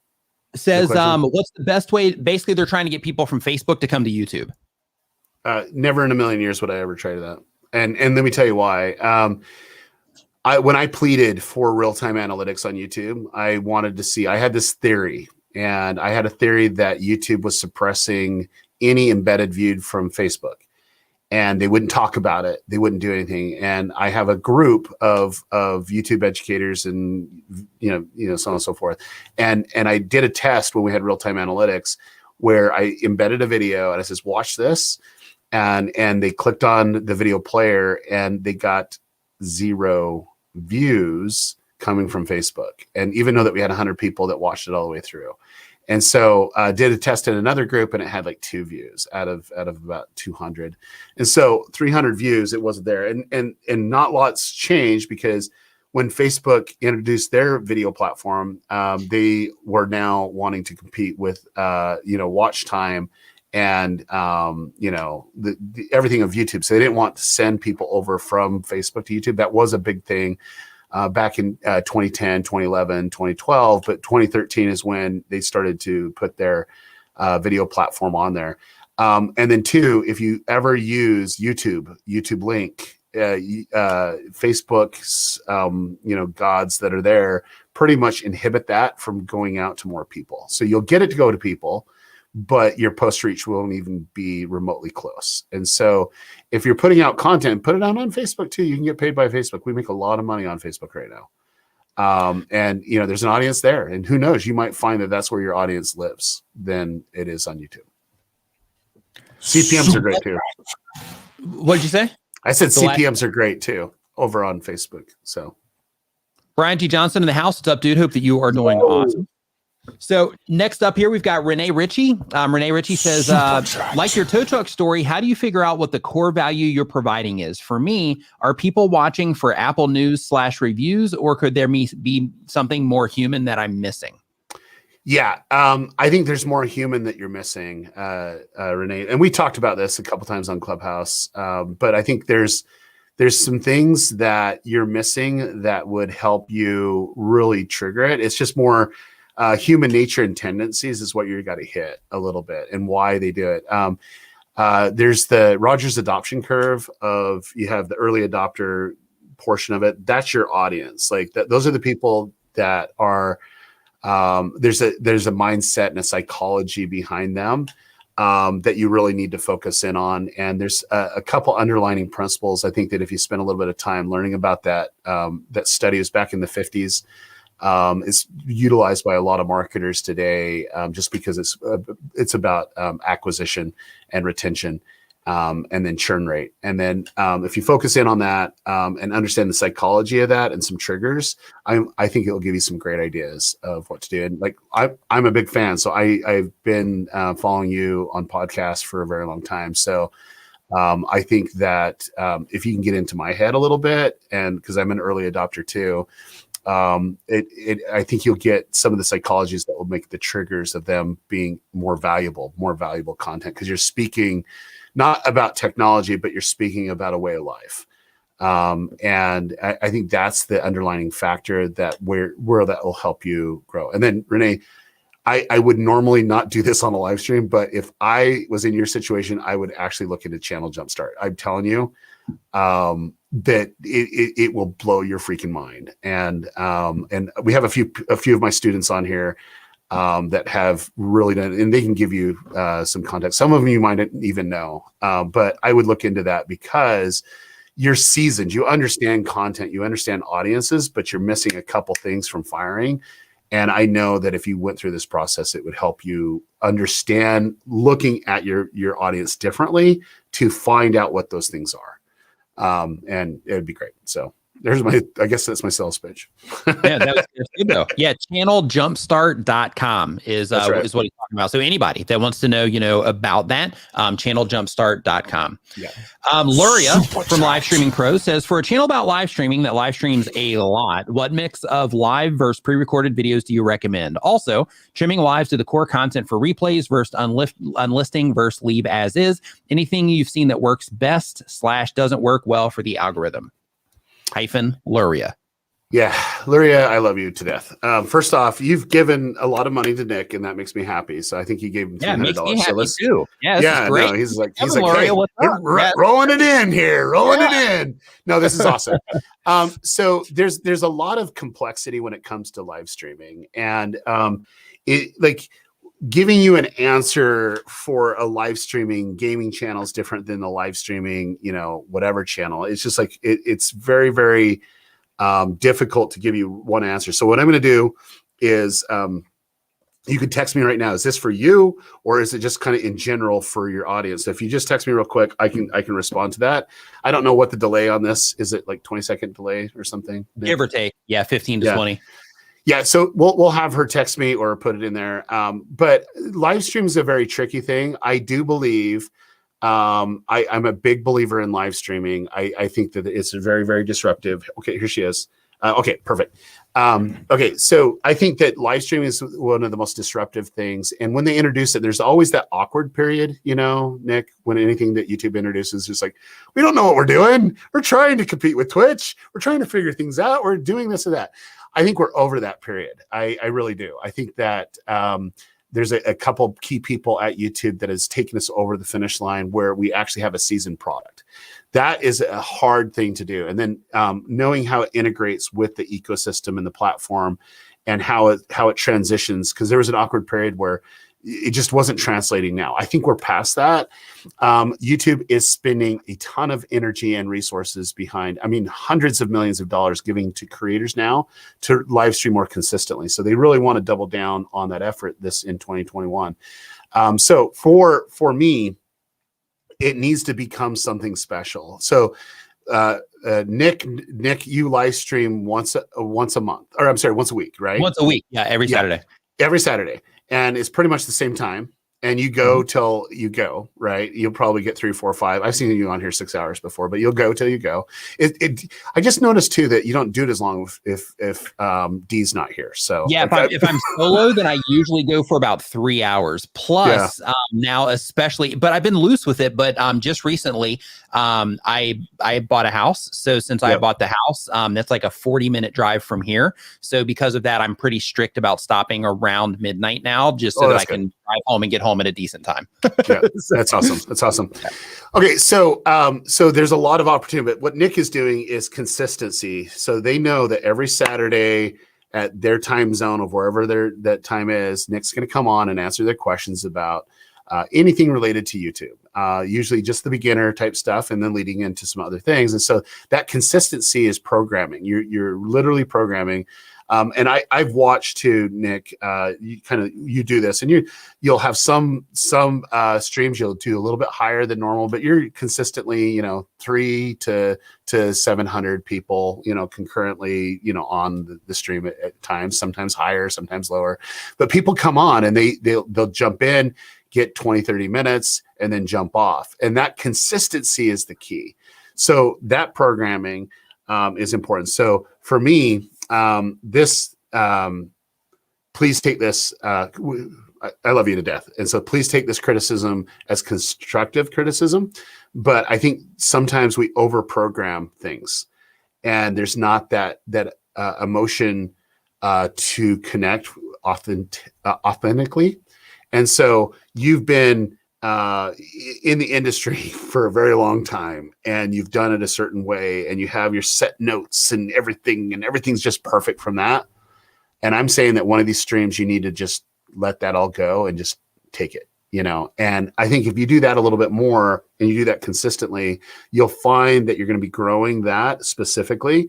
And then the other ones, if they're just very tactical at that time, that's great. And I think that will go very perfectly in line with your strategy. But I would do non-live streaming productions as well. And that's, I think, where you're a little weak, or you take segments and then break them down a little bit to get those little, 3-4 minute videos that people can consume and really engage with there. So I hope that works, because I do like the replays versus unlisted. So let me answer that one. If you're doing a live stream, I would understand what the goal of live stream is. I would make I would take him down, even make him private. If the goal was, hey, let's sell something, and you didn't want to do the sales, it was more of exclusivity. If you come on with me, we're going to do it at that time. That's one way. To make it unlisted is like making it private from my perspective. All they can get it is if they have the link, they can get to it. Other than that, they're not really going to see it. Okay. Because it's unlisted. But the key of it is maybe you do it and then you take out segments of it. You make it unlisted or private, and then you take those segments and make it as video content. I can be super powerful. But for me, I want to see it more, unscripted. And I don't mean unscripted. I think you're good on your feet, but I'm just saying, I think you have an outline of what you're doing. And sometimes I just want to see where it would go, and whether it's a segment like this that Nick's doing, that you're able to do it. But I do think that if you did something a little bit, I don't know, maybe it's just trying to figure out the side of the industry that they'll really connect with, outside of just the live streaming. And I've known you personally, and I love and trust you. And I can honestly say that more that I got to know you, the more I fell in love with you. And not in a weird way. I'm halfway married. But, yeah, especially. But no. But you're just amazing. You're an amazing person. You have this amazing persona. You have amazing take. You have amazing history. And I want more of that. And the more I get to know you, that's what I want. So hopefully, she'll see if she texts us. Okay. So she says that she also streams 4 days a week right now at the same time. So that might be too much. Maybe you need to peel it back if it's 4 days a week. You got to look at what that is. I think the most, you either stream daily or it's 3 times a week. So you might want to peel it back, make that fourth one the video that you're releasing, right? So you're going 4 times a week, but maybe it's that video that is amplifying the stream. So. Another thing too, just to consider is that, like on the channel side of things, like, you're live streaming pros. So, of course it makes sense to live stream, but everything that you're doing doesn't need to be a live stream just because you're live streaming pros. Like, just having the video content, because it's just an easier, thing to consume in a lot of cases compared to a live stream replay, putting out, some of that video content like I do, like in my situation, I put out, a video, sometimes 2 per week. And then I do the live stream every week so that I can have that balance of the content that's going to, bring people in versus the live stream that typically serves. I'll still get some new people that come in from the stream, but it typically serves, my already existing audience. So basically the video content helps grow everything. And then the live streaming content helps me nurture the relationships of the people that are coming in, from the video content. So that's another thing to consider when it comes to that balance, because what you're doing is really similar to what it is that I'm doing here as well. We're just like 1 degree apart on who it is that we're reaching. So, because of that, I would definitely try to model, something relatively similar. For me, just using myself as an example, everything was peaking out for me, which I'm getting back to this here. I'm going to start on this in another week or 2. But for me, everything was peaking for me when I was doing 2 videos per week plus a live stream. Like, that's a great balance for the people that are consuming my content and just keeping a good work-life balance and all of that good stuff. But 2 videos per week plus a live stream was a fantastic fit for me, and I would say to try something like that as well. So next up on our list, we have Pod Sound School. Hey, what's going on? Says, Derral, Nick, what advice would you give a new YouTuber who says he/she has a face for radio /podcasting and wondering how they can get better at performing in front of the camera? It's a great question. So I love that question. And all I'm saying is I can basically say some names, and I'm not going to do that. but I can say it in movie and I can say it on YouTube, and they still grow. Okay. And it massively grow. And they're the ugliest people that I've ever seen in my life. And I don't say that in nature because I don't think anyone's really ugly, but I mean, they're not that handsome. Right. But they grow. They're waiting for the day when stormtrooper helmets are actually a thing, when people actually start wearing helmets. I think, and this is kind of the essence of it. Okay. I personally don't even care what people think about me. I don't. I got over that a long time ago. And yes, I know I'm overweight. Yes, I know I got these other issues that are going on. Do I get up at night and worry about that anymore? Absolutely not. The difference would be is you can grow an audience if you bring value. And it doesn't matter what you look like, what you sound like. You can bring an audience with value. And I've seen people that have grown massively because the value is so great. So you got to figure out what that value proposition is. Yes, you have maybe the voice for radio, but reality is what value you're going to bring, because that voice for radio can't save you. You might need to take it even a step further and figuring out what that is. And so I generally like to look at, I think all of us at one time or another, yes, it's going to be easier for someone that is visually appealing 100% of the time. And they're going to get that click first off. And it just happens. It just happens in our culture, in our community. However, to gain loyalty and to gain consistency and to gain that community, there's other factors. And the facade, and that's what it is for a lot of people, that facade, once that's exposed, that's when people fall out. But when it's reality, when it's real, then it's more about that. So let me give you one. And he's not a bad looking guy by no means, but his value is not his looks by no means either. But Joe Rogan, like he's totally into his body. He does a lot of building. I listen 3 hours at times, some of his podcasts, because I know this as a viewer, as a listener, I know he will get interesting people, and I know that he'll let interesting people talk. He won't rip them apart. He's just trying to figure out what they're thinking about and let them disseminate that information. And I don't agree with everything that he does or says, but I know the value is going to be, this is going to be really interesting. Like I was just listening to one on AI, and I'm like, this is totally I was geeking out, and I went down the rabbit hole of this guy that does a lot of AI stuff, but I would have never found him. But I knew that interests Joe, and I was interested in the same way. And so that's where the value is at. So it doesn't matter if it's Clubhouse, it doesn't matter if it's radio, it doesn't matter if it's Facebook videos, stories, TikTok, it doesn't matter if it's YouTube.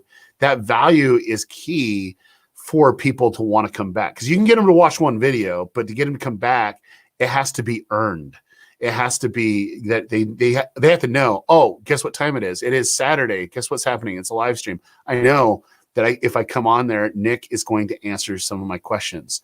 He's definitely going to do it if I super chat it. So super chat that if you wanted to do that, but he might even be able to get to it if he can get to it, and he'll speak to me because I'm a newbie. I'm starting out, and I want those questions answered in a simple way. That's what he does. That's the value that Nick brings. And so that consistency factor will overrule everything when it comes to the appearance. The appearance, it just makes it easier to get people to click for a shallow reason. But realistically, to get them to stick is you have to give them more content and more value that's the toughest thing. So. Another thing too is, like a lot of that, like if they believe that they have a face for radio, like a lot of people will use that as a way to not have to do video, because it'll be like, I just have a face for I just have a face for radio, when really what they're saying is I'm terrified to put myself on video. So I think that, in some cases it's just that hurdle that needs to be overcame as well. And one thing to think about, or one thing to mention, especially in your case, reaching podcasters, one thing to think about also is that some of that you can also get around if you're creative with how you're setting everything up.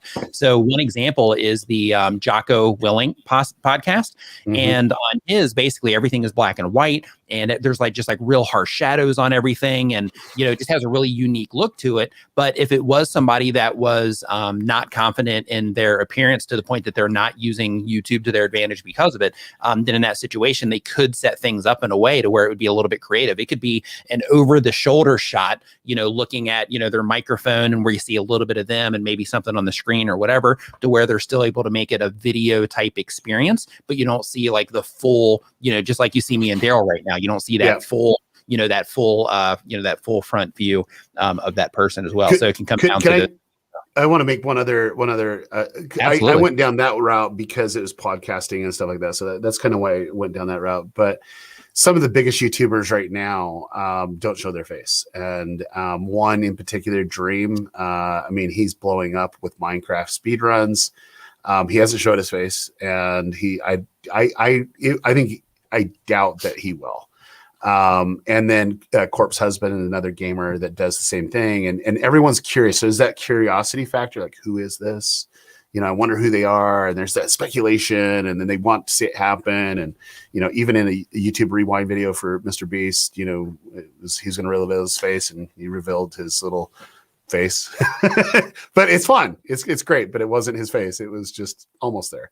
So hopefully that helped. Next we have Trucker Curtis says, Derral, if you're starting a trucking channel, how would you grow it? How would you stand out? Any advice is appreciated. First, that's right.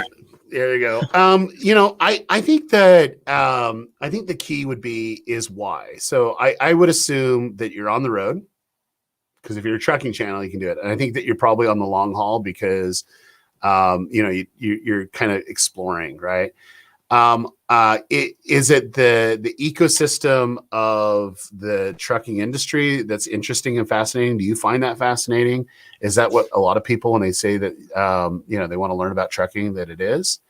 That's something that you need to look at. Now, I do have some experience in the trucking space. I did a consult for a company that I told them a YouTube strategy, but I told them not to use it for the outside world, except do it inside for their HR department, where they can train people. Like, how do you do this? How do you do that? How do you do this? And it was like for their internal team, but it was also translated back. And then they had their procedures type stuff, saved them like $20 million, which is awesome.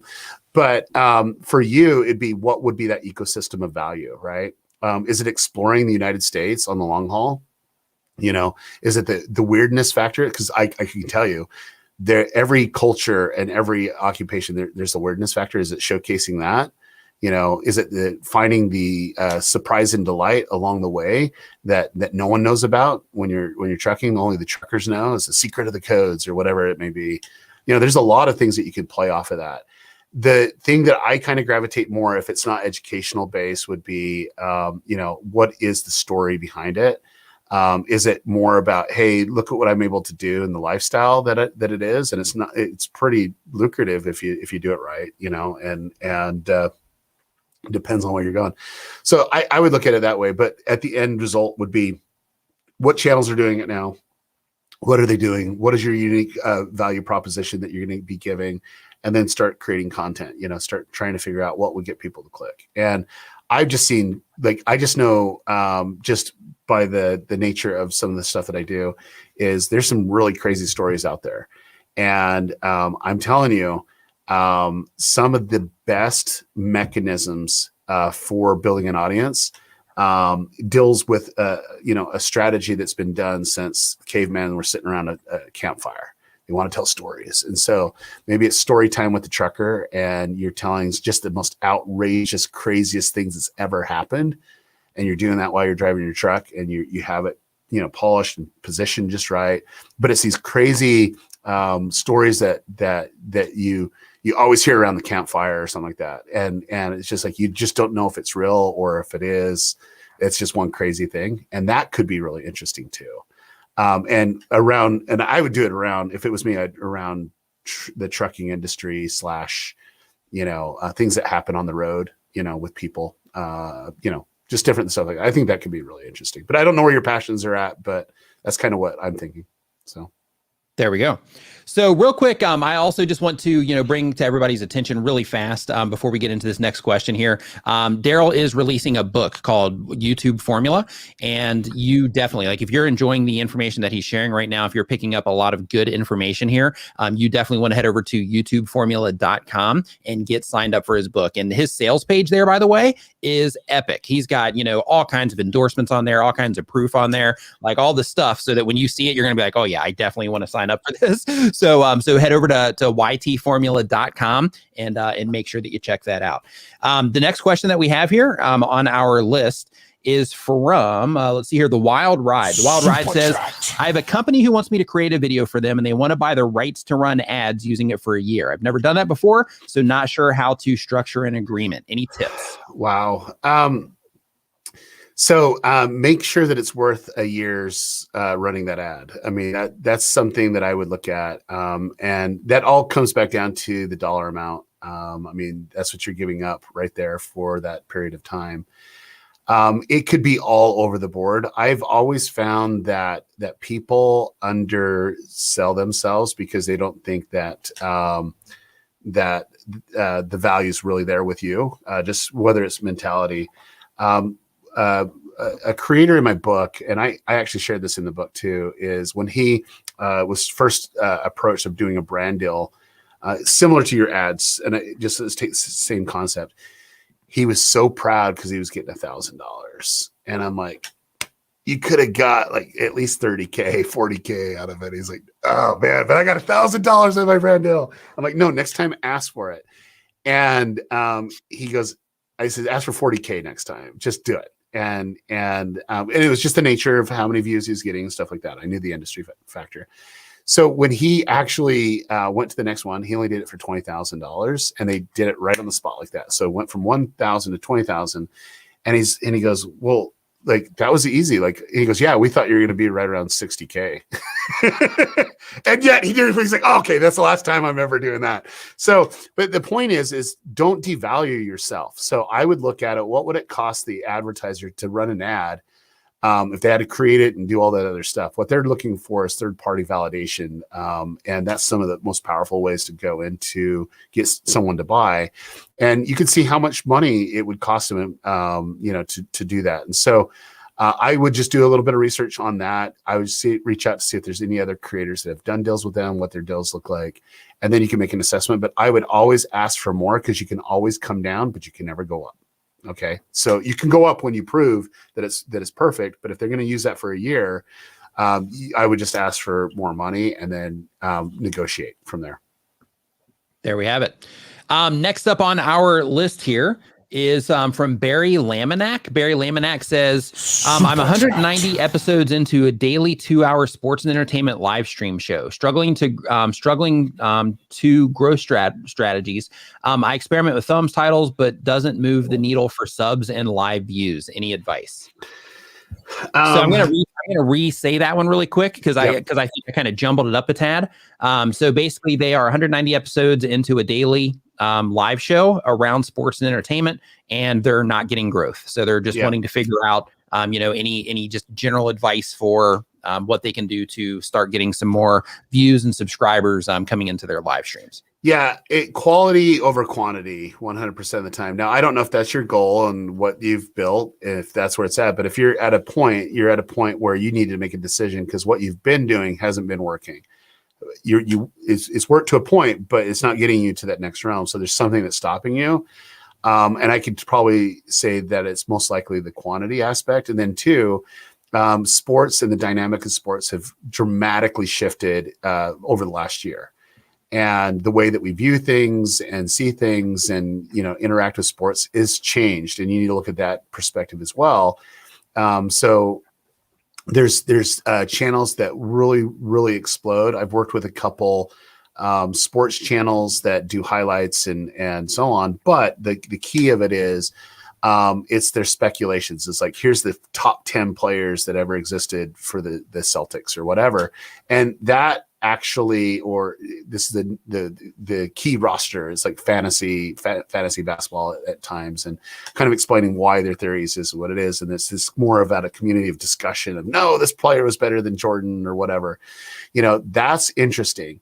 But to do a daily live stream on that, I think it's just overkill. Like, you're not ESPN, and even ESPN's numbers dipped immediately because of all the dynamic shift that occurred. And so I would look at how can you actually create a quantity. For me, something that I teach, and all my students will validate this, is you need to figure out a vein differently than you're doing right now that would be able to warrant a test. And a test would be anywhere between 4 to 6 videos.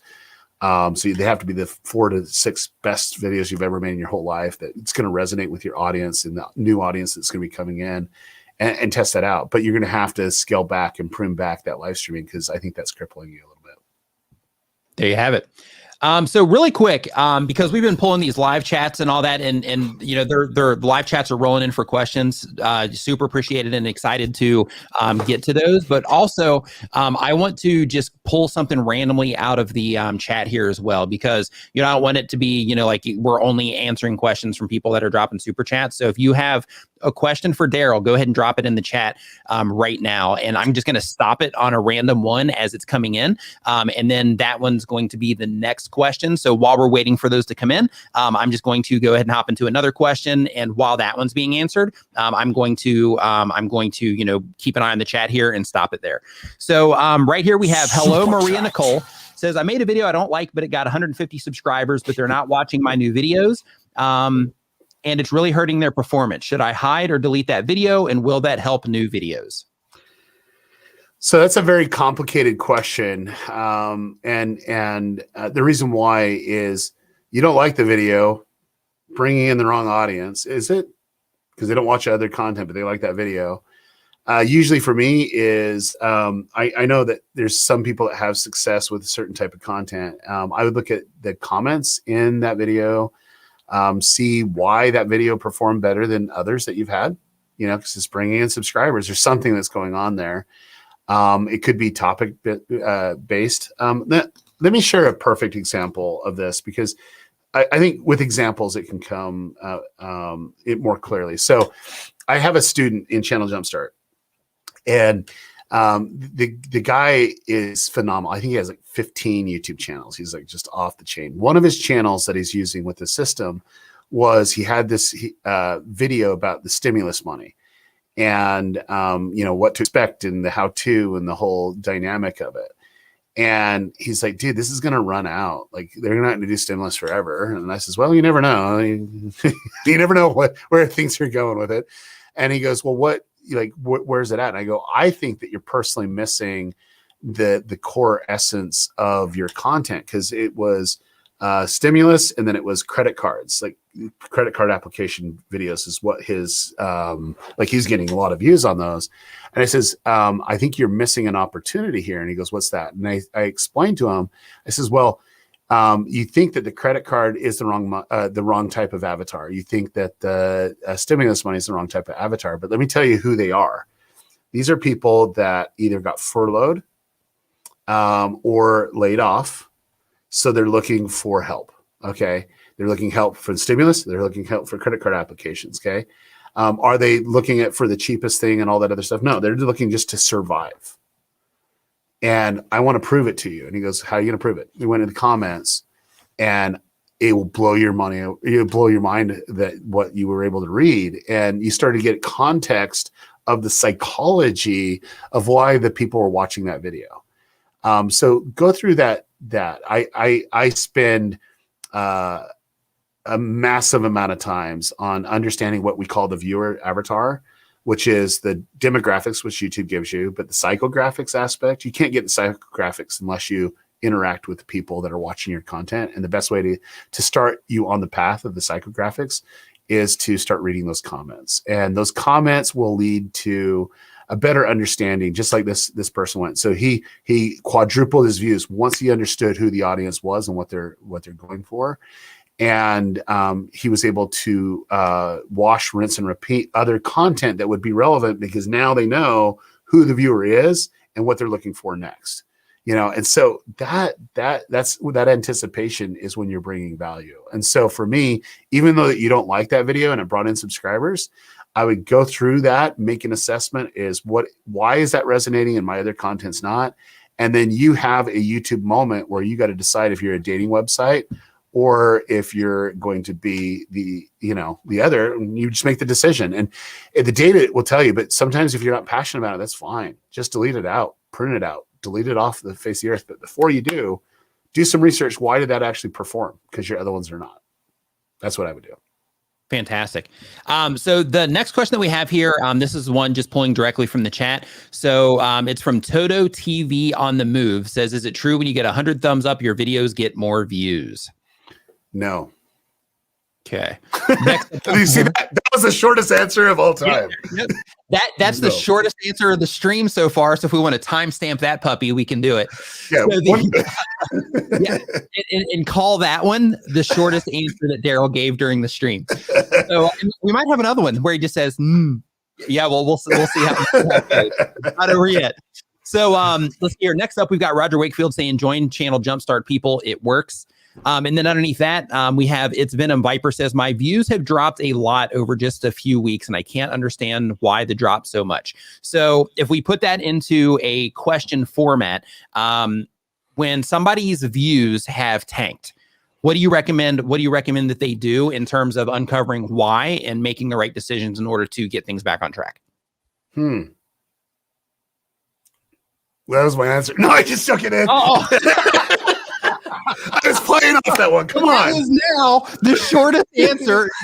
We'll just keep time stamping them, right? Well, there we go. No, this will take a little bit more. So, okay. So one of the ways that I want you to look at YouTube is in cycles. And with cycles, there's certain momentum. You have peaks and you have valleys. You have peaks and valleys. You have that happening consistently. When I've done so many audits, and I don't mean the audits kind of like, hey, channel audit, you can do this or that, like literally digging into their data and showing them. One of my favorite graphs, I do this like between 50 and 120 page report, depending on the size of their channel and whatever from there. And I love getting to it. It's always slide 9. And I show it to them on a cycle where we compare data points on every aspect from 90-day view that was previous 90 days versus now, and then this year versus last year at the same time, and look at their face, because we're always consulting this way, and I like to see their jaw just drop, and they're like, there's what's going on, because there's a cycle of things that happen, and things trend naturally and organically in the world, but you have this cycle, and YouTube does not. This could be misunderstood, but YouTube does not allow a video just to take off completely. You're kind of tiered into a realm, and then as you prove that content can go out broader and broader, it just needs to meet the metrics that YouTube's looking at. And even with like, there's people that have they want 1 million views a month, and then it's like 1 million views a week, and then it's 1 million views a day. You can do that. You can build up to that. But you're always kind of hit a bar, and then magically it just puts you up to the next realm. It just does. You'll figure out what the next realm is. I had content creators that would come in, and they were having the same trouble that you were looking at. Is, oh, I'm down. Well, all I'm going to say is go to your analytics, go look at a 90-day view, and tell me if you're down. You might be down for the last few weeks or a few months. But is it in the 90 days, are you down? And if you are, then you need to see what was happening in the previous 90 days that was bringing the traffic. And generally it's one video. For bigger channels, it could be a string of videos, because that one video was really bringing in a lot of traffic, but yet it was suggesting 3 other videos. And that's where those views have died, is when that traffic just kind of did it, like that video did its thing. And then I would start making assumptions. Well, if that video performed really well, it was doing all this other stuff, what should I naturally do next? That would be what type of content I would look to create right now. Boom. There we go. So next up on our list, we have Diggin' with D says, Nick and Derral, can a creator drop links to their own video in replying to a comment on one of their own videos? I recently had a video get 120,000 views. I want to reply to comments with a link to upcoming live stream. Your suggestions. Absolutely, you can drop links, but what you don't want to do is you don't want to spam your own comments with, links trying to direct every single comment to go to one thing. What I would recommend, and I'm anxious to hear Derral's thoughts on this as well, but I would just pin a comment, and that comment would direct people to, that live stream. However, if you do have people that are specifically asking for details on that or whatever, then in that situation, dropping it here or there is the same as saying, yeah, I have a video on this. Go check it out here. It's the same idea. Derral, what are your thoughts on that? Okay, so one of the reasons why I'm obsessed with TubeBuddy is when the tool actually was introduced to me, I realized I could save hundreds of hours a month.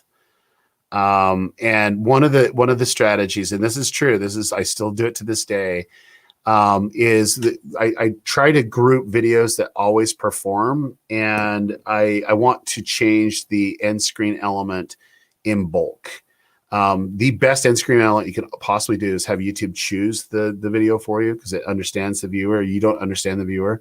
But the best for viewer one is the one that he's talking about. That's the language that YouTube uses. Yeah, thank you. And what I would do is have 2 videos that you're pushing at the end of your most performing videos. Like I just would, because then you have YouTube to give a choice, and then you have your option to do that. So what I like to do is use TubeBuddy and do a find and replace on all the performing. You can do it by playlist, and I just put it in a playlist, but all the performing videos, and then just switch that out with that new stream that's happening right now. So I'll do that immediately when I'm live streaming. So if you're live streaming, you can just change it out just about an hour before or whatever, and you can have that ready to go. And then that way you're getting that traffic, and then I can switch it back right after that live stream. And then you just captured a whole bunch, or you might take it a little bit more depending on the nature of the live stream. But you can do that with new content. You can do it with new videos that are coming out. And then it just increases the probability, because what happens is, without getting into the geeky aspect of it, but what happens is people are watching your video, and YouTube wants to know what to do next. And if you have a small percentage of people that see that end screen element, they click on it and they watch it, they now have 2 of your pieces of content in their watch history. And that is like printing money right there. Because what happens is the more that they watch and binge watch, that's that collateral that the AI looks at and says, oh, I understand what they're watching now, and let me predict more what they want. Because now they have a baseline of understanding of that person, and then it's going to make the AI better of understanding what they want, and then predicting what they want next. And if your content's in line and it's not disjointed, that's where you're going to see sustainable growth, where it might take 4 or 5 videos of them watching before they subscribe. But the videos that they will be consuming at that part, this is really important to hear, is going to be on browse feature, which is homepage, because that's where a lot of traffic comes from very, very quickly. And that's where your most loyal views come in. And I can tell you, YouTube will only use the best videos, whether it's based off of frequency, like the how old it is, so the new videos, or videos that they know will perform on the homepage. Because what their goal is when someone goes on the homepage, that they click on a video and start watching, not to browse a lot. It's like something grabs their attention and does it. And if they can predict what they want to watch based off of their watch history, then it makes it a lot easier if you have more content. That was a very long answer. That's a great answer, though. And it's like anti-Netflix. That last part is anti-Netflix. So with YouTube, they don't want you browsing around with Netflix. You can just sit there and browse for days. At least I can. Like when I log into Netflix, like I'll sit there and I'll just go through like scroll after scroll after scroll, trying to find something good to find. There's the one that Primal asked why I stopped uploading last upload was a month ago.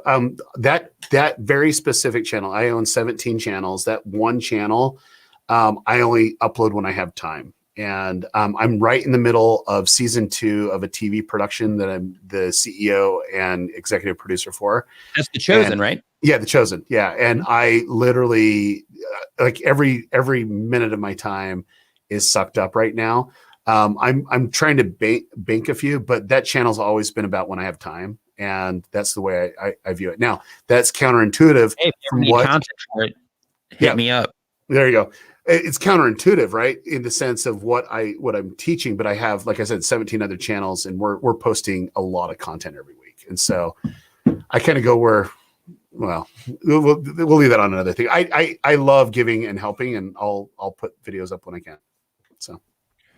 So next one we have here is Theater Maker IE says, so much gold here. Thank you for the kind words in the super chat. Ukrainian Perspective says, how to engage more people when you talk about intellectual, in-depth psychological things. I have a relationships channel. Wow. So I think that like therapy sessions are really interesting, and there's an interesting perspective of understanding people and concepts and so on.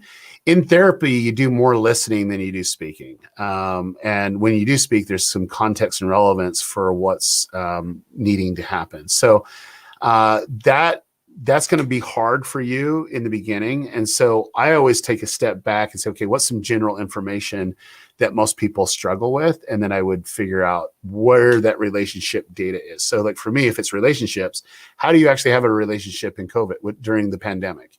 And maybe that's the thing, because the way that people are dating now and how they're interacting online has been disrupted. It's not the same that it is. In fact, it's really made it difficult worldwide to travel and to do the things, and people are stuck in different places.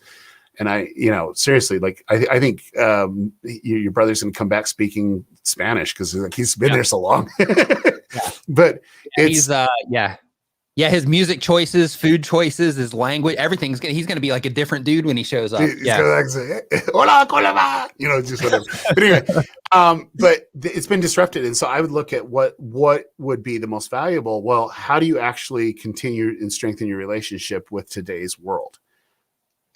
I think anyone that's dating or is looking for relationships advice is going to be looking into that. There's a lot of people that have long distance relationships. How complicated is it right now? They're not able, some of them are not able to go and see each other, where they try to meet up at their next place and kind of go from there. There's a lot of content. But the only difference would be you're going to have to be more broad, that appeals more to a broad. And I would start just identifying what those things are. And if it's in relationships with families, you just look at the family dynamics and just look at what's happening in the world today, because that's what the families are discussing. Screen time and, having meals and all this other stuff. It's like, there's a lot of things that have just truly have been disrupted. And I think there's a lot of people needing therapy. And we know now there's more people seeking that relationship advice on every level because of all the stuff that's happening. There's more depression and issues that are facing people. So I think your content can be valuable if you will literally look through that lens. So. And another thing too is, there's the technical side of YouTube, but YouTube is also a very human thing. So like if you're making content on psychology and things like that, start applying some of that to what it is that you're doing on YouTube, not just in terms of the content, but just really thinking about, who it is that you're making content for. And like Derral's talking about, like all the different problems that people are having right now and how you can help people through those problems. By doing that, then you'll be able to create that following that you're after on YouTube, because you're going to be able to go deeper with people than a lot of the other type of content that they're watching on the platform. And then too, taking what's happening in the world and giving your psychological spin on it too. Like if it's just commentary, that's really easy. Like, hey, here's what's happening here, and let me tell you why this is happening. The human psychology. Next up is from Roger Wakefield, who is, Roger, of course. He's in your channel, Jumpstart. He had an additional question here as well. He said, we've talked about channels from 0 to 10,000. What can most channels with over 250,000 subscribers change to grow faster? And there's a handful of those here, in the that are watching as well. So, people that already have a following, they already have momentum, things are already going well. What do you recommend for those channels? Yeah, Roger. I'm going to talk more generally so that most people can understand this, and then we can speak offline on some tactics as well. The big thing for me is when you do your first type of content, it gathers, right? So it's like, okay, you're getting some movement, and then you have that first explosion, and then that gets some movement. You've experienced that personally on your personal channel, and you've gotten, your rhythm down. you have the rhythm now, and you've been playing and creating content within that sandbox, and it's working, and you're getting what you get. However, you hit kind of that level of growth, and now it's going to come back down to what's that new level of growth. You know, what it is. Is it bringing more people? Is the channel too saturated in the sense that you're not going to grow past a certain point? We talk very deeply in that in Channel Jumpstart. Is it time to broaden a little bit out? Is it time to narrow it down? Is it time to look at specific content? But if this is for your channel or channels in that, the first thing I do is what's your next idea? What's your next iteration? What's your next bucket? And I said bucket for him because that has context for Channel Jumpstart. But what is that next line of content? And I think that's where I would be looking at is what can you do bigger and bolder?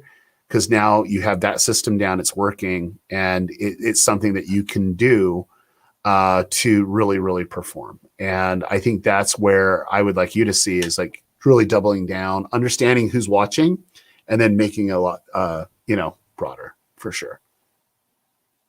Okay, there we go. And one thing that I also want to mention is when it comes to things like Channel Jumpstart that you hear, Derral talking about with him, helping people with their YouTube channels. A lot of content creators, especially when you're, just getting started, a lot of people, even, after you have some traction, a lot of people are just afraid to invest in things to kind of, to get deeper insights into what it is that they're doing. And I just want to mention that the value that comes from things like what Derral's doing with that and all of the, Derral's book and, all the other, books that we, feature here. And just like, we're sharing YouTube content here, like this stuff's free, but like imagine if this is the stuff that is being shared here with 400 people watching on a live stream, like imagine what's behind the scenes in terms of the brain that you have access to. So when it comes to, some of this stuff, in some cases, depending on what it is that you're doing, and we've all had to do this. I mean, it might be a camera, it might be a ticket to a conference, it might be a trip somewhere to have a conversation with somebody. It might be, investing in something like Channel Jumpstart. But like for those of you that are serious about your YouTube channel and you really want to turn this into something that, I'm going to venture to say magical because it's not magic per se, but like there's just so much awesomeness that comes with, YouTube and being a content creator that like if you really want to take advantage of all that stuff and tap into that opportunity, sometimes investing in, that type of thing can really be advantageous for you. And like Roger Wakefield, like in his situation, like his channel was just kind of cruising along. And then now, I mean, he's taken off literally like a rocket. Like we use him as an example all the time just because of, the massive results that he's getting. And, a lot of that has come from, going through things like, Derral's Channel Jumpstart. So I just wanted to, say that real quick because I know a lot of people when they see things like that, they think like, oh, I don't need to do that. But in some cases you do. So, always explore those types of things and keep an open mind because, that those types of things really can make a really big difference for, for what it is that you're doing. Well, and let me just amplify what you said. And the reason why I started Channel Jumpstart for me, I have a process where I do a toe in the water campaign. And then I wanted to get results. That's just where it's at. It's like, how can I get results? So for me, it was well over 3 years ago, I had the idea of doing this. We started facilitating the team, the plan of action would go into place. I programmed myself in 3 years. That's just the way that I work. And I wanted to provide value in a way that I usually do only with my clients. When I bring my level to my clients, they always succeed and they always, go when I in the trenches with them. And so I just did a small little session where people were able to come in. It was way reduced. It was only with people at Vid Summit, and I did not announce it. I didn't advertise it. All we had is a booth, and that was it. It was just very minimal information, and we brought people in. But what's interesting from it is this book coincided with the first people of Channel Jumpstart, because I'm like, if I could use their case studies, those could be actual case studies of what I'm going to teach in this book. I could actually have them apply it, and if it gets results, then I can prove that it works. Just you don't have to have me in the equation. Yeah, it helps, but if I can give that information. So I put Channel Jumpstart out with that first group. A lot of the case studies, a lot of the case studies that I'm using as examples in here are Jumpstarters, are the first original Jumpstarters that came in, and they were able to explode every aspect. And I know this community knows some of them that have just took off. And it's just knowing in the system. So for me, after that was refining, and now I was able to analyze and adjust, because I plan, execute, analyze, adjust. You hear me say that a lot. That's what the Channel Jumpstart way is, and that's my way of life. And we refined it, and about the fourth Channel Jumpstart, we actually found our groove, and we found what the content is, and it's 12 intense weeks with me, 12. And there's other stuff that happens afterwards, but it's understanding YouTube the way I look at YouTube, so that we can have higher conversations about what to do. Because until you understand the foundation of Channel Jumpstart, understand the foundation of YouTube, the way that I see it, you'll never be able to do these other things, because it just won't click. But once it clicks, then you can see what happened with Roger. It just takes off, but you'll always hit that next barrier. There's always going to be a barrier. And that's why I was telling him, hey, that's why you need to look at what's that next iteration of content, because you hit your ceiling, and the only way to bust out of your ceiling is to have another strategy that will take you there. And that's that analyzing and adjusting phase that we normally talk about. But I'm obsessed with it. And I can tell you, that it's an invite only, like it's an application process, and we turn down more people than we do. We wish we could take on more, but it needs to be in line with our missions. Like, I'm not going to promote something that I disagree with, and it's really easy, because I'm a libertarian. I pretty much agree with about everything except for other stuff. But it's like, I just don't want to create something that my kids couldn't watch. So if it's very vile, you just don't even waste your time. It's just not going to happen with me. Now, I've worked with Laser Beam. He has a potty mouth, and that's okay. I'm okay with that. You know what I'm saying? But it needs to bring some value into the world, and it needs to uplift the world, or I just don't want to spend energy and effort on something that I'm literally morally against. I want to enlighten the world, not bring it down. So. Yeah, if you can't get behind that mission, I don't know. Yeah, if you can't get behind that, I don't know what you can get behind. Yeah, trying to shine light instead of put a cloud on everything, like that's you can't get behind that. Then, but it's a cool 12 weeks, and the cool thing about it is once you understand the foundation, that's when the real learning begins. Because now. I tell everyone I want to teach them how to fish, not to fish for them. Then they can start reasoning for themselves to make better decisions. And the best content creators on YouTube, they have this innate sixth sense that they know and can anticipate their audience, and they're really worried about the audience. And if you really saw that side of a creator, then it would be more relevant of why we put so much emphasis on these other key areas that you should be considering. So. There you go.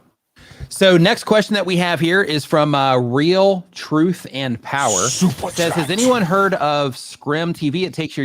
okay, never mind. Yeah, we're not going to even mention that one. So next up, we've got Melvin Elephant.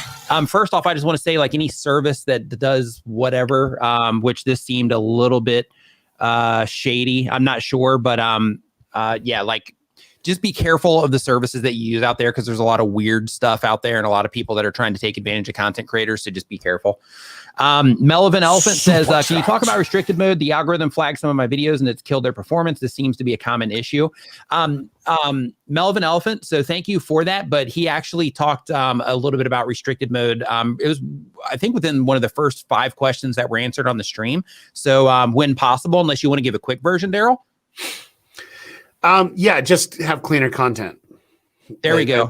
There it is. I was waiting for a oomph. Or let me give you the first time I found restricted mode, because it's an interesting story. I think a lot of people will find fascinating. So one of the people that I work really closely, his name's Jeffrey Harmon. He and I, he was the principal at Harmon Brothers. I came in and helped them with the Squatty Potty Pooping Unicorn ad. We were both the executive producers. We've worked on 5 or 6 different projects over the course of our careers.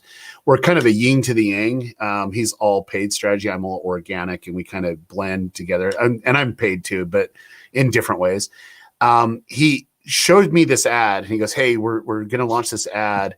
And it was on YouTube, and it was basically taking The Wolf of Wall Street, and every swear word that was in it, they would shoot somebody with a paintball. And it was like by far the funniest ad that I've seen in a long time. And I go, Jeffrey, this is like freaking internet gold. I don't know whose idea this was. It's funny just hearing you talk about it. So no, it is. Yeah, because that's great. It was just showing how that first swear word and how that actually progressed in media, and it just to the Wolf of Wall Street, and so anyway, you'll like this. Every person shooting the gun only had as many pellets or balls, paintballs, as the words that were used for that word. So the F word, the take was like really big because they use the F bomb all the time, and every swear word was there. So like you couldn't ask for a better internet. I go, Jeffrey, this is the best. Like this is the best video ad I've seen in a very long time. And so the essence was, and when you go watch this, and you can find it's VidAngel's the service, and you can just put VidAngel paintballs, you'll find it out. But they take this wholesome family. They're all in white. They're in this beautiful white room with all this really expensive stuff, and they're getting ready to turn on the TV. They turn on the TV, and that's when the first paintball hits, when they're watching Gone with the Wind. That was the first swear word ever recorded in a movie, and it just hit them right there. I didn't know that. Yeah. Knowledge. Yeah, I didn't know that. Frankly, my dear, I don't give a damn. That was that first word that was there. And so the thing that it hit, and then they looked down, and that set context for what was actually happening next, right? So what happened next was they showed the escalation of that, showing different things that was going on, and you can see how many swear words was going up to the Wolf of Wall Street. Then they pretty much take the family, and this is very important. They put a hood on each of the family, and then open fired on them. And it's slow motion. It's engaging. I mean, you have one where you can see it hit the hand and all this other stuff. It's just an amazing piece of content. And he released it, and in the first 2 hours, got 1 million views. It was just like taking off like wildfire, like organically being shared. I go, dude, this is the next Squatty Potty. I can see it. And it was going, and then it just died. And I'm like, what the freak? It just stopped. The views just literally just stopped. And I go, what in the freak is going on? And Jeffrey reaches out and says, dude, I don't know what's going on, but we don't got any views coming in. Like, something's happening. Could you just do some digging? I'm going to do some digging. So I reached out to YouTube, and they didn't say anything. And this is the first time that I witnessed something restricted. And this is right when they were playing with restricted mode. It wasn't a common thing back then. And is this the one that you were talking about at Vid Summit when you were showing the cloud vision stuff? Yeah, so this is the one. This is the example from Vid Summit. Okay, got it. Yeah. Okay, got it. So anyway, we go in there, and I'm like, I don't even know what's flagging this. And so we were kind of going there. There was no restricted mode, like generally discussed. This is like way before. And I pulled up, and I talked to an employee. I won't mention his name because he's still there. And he goes, oh yeah, we have new filters there to log in. You might hit that filter. So the best way to do it is see if you can find it, search it when you're not logged into YouTube. So I did that, and it wasn't there. And I'm like, oh. And so we went back, but it cost them millions of dollars. It literally did, in the sense of what the potential was, because they hit that restricted mode. So the next was trying to figure out what hit the restricted mode. Like here you all have a video about, making the world a better place by letting parents have control of the languages and stuff that's happening in media today. And yet it got restricted and flagged as being inappropriate for kids. You know what I'm saying? And so, after we did a lot of research and with some tools and some understanding, it was in history of with guns. There's a part where they would basically execute someone and they put the hood on them so they don't see who was firing and all that other stuff, or just it's more humane, I guess, or something like that. That's the moment. That's the moment. Just like if we never did that, if we just did it with glasses on, but that's the moment that it became restricted from their perspective, because then it's an execution instead of getting hit playfully with paintballs. So that's so fun. So that's how I discovered it. So I feel your pain. I go in depth on understanding, each frame. Like YouTube's looking at everything. You can see right now what's on Nick's screen, my screen, in the background. It's tagging it. It gives it relevance. You can see that I have a Star Wars poster in back. You can see I have gold play buttons down here and stuff like that. It just sees it and it knows what it is. And it will see and hear everything that you say. And then there's something going on that is disconnected. Now, there's another element that occurs.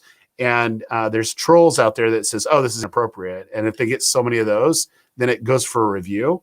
But then it has a review process. And if it doesn't, then it kicks back over and you're okay. And that happens frequently too. There we go. Yeah, it was great. So you're like Freak. You said that twice. I was going to shoot a paintball at you. If I was fast on the graphics game, I could have hit you with a paintball, but I'm just not fast enough. Yep. So Paint and Sound says, a drop in the bucket. Thanks, guys. Ross Neemsick, I apologize if I'm saying that wrong, says, I want to start a new channel teaching the basics of sports betting. Would this topic cause any problems of becoming monetized because of the topic? That's a really good question. Now, what are your thoughts, Joe? Yeah, no, I like to look at history, and history is really important with YouTube. So I would look at anything that YouTube restricts from advertising on. Okay. It doesn't matter if it's legal or not. When YouTube sets a restriction that you can't advertise a specific industry, then you need to take note. And I would look at it. Now, that doesn't mean that you're not going to grow and you can go. I know of some people that they go to Vegas and they live stream their adventures in Vegas, and it performs really well and they're able to do it. But every once in a while they get hit because the nature of the content and the nature of the atmosphere in the content. And so that's just a good rule of thumb. And I can tell you, it's like cannabis, those products you just can't advertise those. And so you think that they're going to make it relevant if you can do organic content. You already know they made a decision not to do it there. So it creates this dilemma that's actually happening internally with YouTube. They want to create opportunities for people that broadcast themselves, but they still have liability in a lot of aspects, just because of every adpocalypse that ever occurred on the platform is when they just allowed it just to not be controlled. And they just kind of hammered it out there where people were saying and doing stuff that they weren't necessarily aligned or their brands aligned. That's why this book, I'm telling you, you have no idea what you're going to get with it. But in part one of the book, I talk about the YouTube ecosystem and how fragile it is. And I talk about how YouTube is trying to do the best job. And I think they are. Like, I'm a critic of YouTube, but I think they're doing the best job in the circumstance they're at, because they have to bring value to the creators that are creating content. They have to bring value to the advertisers that are paying onto it, and they have to bring value to the viewers that are integrated into the system. And it's like they're juggling with three balls, but when you throw in other balls for them to juggle, because there's a lot more to juggle, they start dropping ball. And that's where you see from there, balls drop all the time, because it is a very complex ecosystem, and it's not as easy as what you think. So I look there first, and then I help that translate over to what's happening, because I can guarantee you it might not be perfect, but you know that there is restrictions there. And so they can bleed over, with YouTube, because it's the parent company. There you go. So our next question that we have here on the list here, Derral, is from Glue Guns and Roses. She says, can you go back to the cap of video views? I have a video that has 1.8 million views that consistently receives 12 to 16,000 views for 6 months. Then one day it stopped abruptly, like one day 12,000, the next 1,000, and never went back up. Usually videos slowly die off. Evergreen organization is the topic. And Did you say it was a CAPA question or was a no? So basically, this okay. is on the cap of video views. How you were speaking before about videos kind of dropping out. Yeah, so there's a life expectancy of all videos. And if there's ever one thing that I'm more sensitive besides the viewer is the most important thing, but where the viewer comes from is traffic sources. I can tell you, I obsess with that. Like I want to understand that. And I've done it for very long, as long as I've had the data. That's been my area of focus, like even more so than audience retention, because I think it's that important. Seeing the cycles of videos. And so you could this is just a tip for you. And so you could take that video and you can put it on since released, and you can see the cycle of views that come in, and you're going to start seeing a pattern. Okay. What happens is YouTube will find a good popular video and put it out to as many people as you go.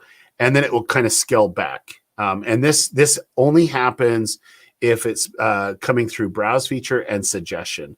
Mostly browse, though. That's probably why you're getting a ton of views on it. It's hitting the homepage. And what it does is it goes out to all its intended audience, and then it has to scale back for a new audience to come up that would be interested in the same thing. So it'd be looking for that trigger, and then it'll open up again. And if you notice, you'll have that first big peak. Whenever it took off the first, that will be the highest point. And then after that, it goes lower, lower, lower, lower, and then down to the bottom.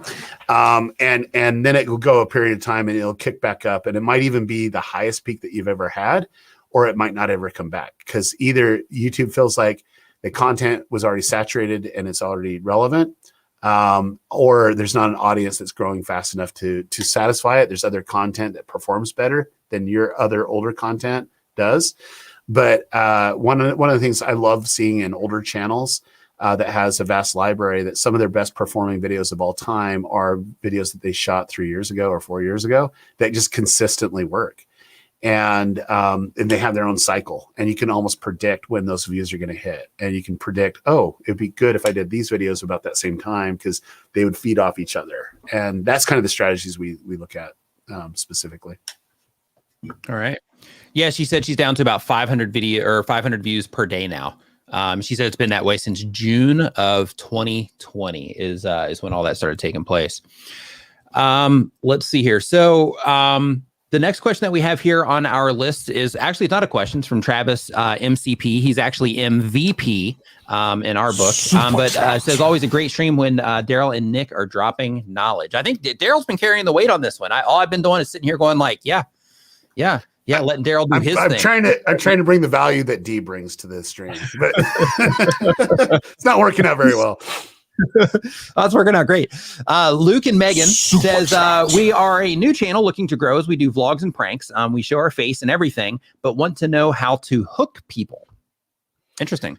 So I'm not sure if the reference there, Derral, is hook people in terms of grab their attention when a video starts, or hook people in terms of, usher them into the community and, keeping them as, somebody that's involved in what it is that they're doing. So for the sake of, I'm just going to go over this here really quick. Sure, everyone know how to hook people. Yeah. So for the sake of this, let's talk about grabbing people's attention at the beginning of a video. So I know that you have tons of experience, with this specific thing, just with all the content that that you make as well. But just some of the content creators that you work with also. What are some things that you found when it comes to grabbing attention at the beginning of a video that have that are proven effective for content creators? So I think the process that I go through is ideation. So I come up with the idea, which would be title, thumbnail. That's the only way I look at idea. I don't even look at the content, what's going to happen in the video. I just come up with the title and thumbnail. And then I'm like, okay, how do I fulfill on the promise of that title and thumbnail? That's the hook. That's the lead in to your content. And that by far is the three most important things to get people to really be pulled into your content. Because if you can get them to withstand the hook, there is a high probability that they're going to get to at least a minute. Okay, that's good. And I have seen people that really focus in on their content when they need to focus more attention on their hook. Because like people are more tolerant the longer that it goes. I do believe this. Okay. People are more tolerant the longer that goes, as long as you keep them engaged along the way. Like I said, I was listening to a 3-hour Joe Rogan podcast. 3 hours of my life will never be given back to me, but it was fun. It was entertaining, and I learned something. You know, that's the value propositions there. So the hook is key to get them in that pattern. And so that's what I think of: title, thumbnail, hook, how I'm going to pull them in. And then I'm probably the most sensitive of that first minute, because that first minute will just kind of translate out to the rest of the video. And I say, how goes the first minute? Pretty much how goes your video. And if you lose 25% of the people in that first minute, then that's pretty extreme from some perspectives. Some people would be happy with that. For me, I'm not happy with it. I want the highest retention you can possibly get. And so you have to bring as much value. So you have to deliver on the promise of the title and thumbnail, pull them in deeper to what you're trying to give them, and then go from there. And then it's the setup in that first minute is they can understand, I clicked on this and it's not deceiving. It is what I'm getting. And then immediately you're going into it. Some people do a quick teaser to show what's going to happen in the video, because then that fulfills on that private, that title and thumbnail promise, and then it goes into it. There's several styles, but it just depends on each channel. But what I would do if it was me more than anything else is brainstorm 40 or 50 different ways to hook them in, and then highlight the 5 best, and then shoot the 5 best. And then in the edit, you have 5 choices to see what would naturally be, relevant for there. There's a student that actually did this. I posted this in a group, and he went from about 42% average view duration on his videos, and he's at 82. That's 40% increase, guys. And what's interesting is his averages right now 77 to 86% retention on his videos, and his channel's blowing freaking up because it's good content, and good content will always succeed on YouTube. It really will. All right. Great answer there. Now, the next question that we have here on the list is coming from Quest. Quest says, I hit 12,000 subs today, a month and a half after starting my channel. High five and fist bump to you. Great start. My main source of traffic comes from my 6 shorts to my 9 main Minecraft vids, affecting my watch hours. Should I break from shorts? So this is a great segue, because I wanted to talk about this anyway, because I know that my brother was in a room. I was asleep when it went down. You guys in your time zones, like I either got to move or something. I don't know what's going on, or just like get on a different schedule. But my brother was mentioning that he was in a room with you and Jimmy, and you guys were talking about all the different shorts experiments that you're running, and you found a sweet spot roughly between like 15 to 20-ish seconds. What are your thoughts on shorts? How do you think content creators should be using shorts? Do you think there should be another channel for shorts? Let's have that conversation about shorts. Okay. Okay. So let me give you my perspective. YouTube's going to do what YouTube does, and they have a history of doing the same pattern. They really do. That's why I do part 1 of the book the way that I do, so you can understand the pattern. There's that awkward period of YouTube. Whenever they introduced, remember when live stream was introduced to YouTube, it was the most awkward time. Things just didn't work, whatever. There's certain things that you could get it. Some people had it, some people didn't. Some feature didn't work. I mean, this is a big machine, and you're bringing a new way to browse and to interact with content into this big machine. It's going to disrupt something. And so they're going to be really hesitant of how fast they actually introduce it. They introduced it into India first, just to get a different segment of the way that YouTube's out. It's like geolocated to consume it and to use it and get the data points from there.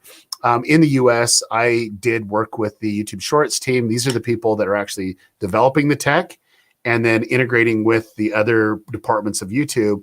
And we had them, had several conversations with them, because they needed a case study. So they came to us and says, hey, would you mind doing that? And we're like, yeah. So we basically had very specific things that we were testing. And this is they gave us some advice, and I translated it back. I mean, they says, look, you're going to have an issue getting into the short shelf. I'm like, dude, short shelf by the seashore. You know, it's just like really weird. but anyways, you're gonna have a hard time doing that.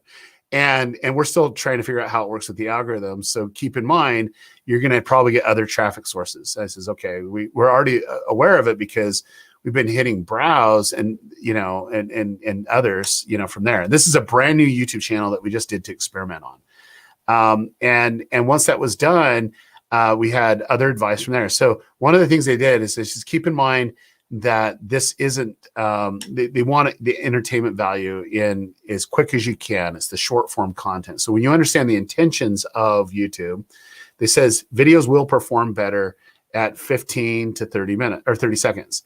And that's what we'd range for, but be closer to the 15-second mark because it's supposed to be micro content from there.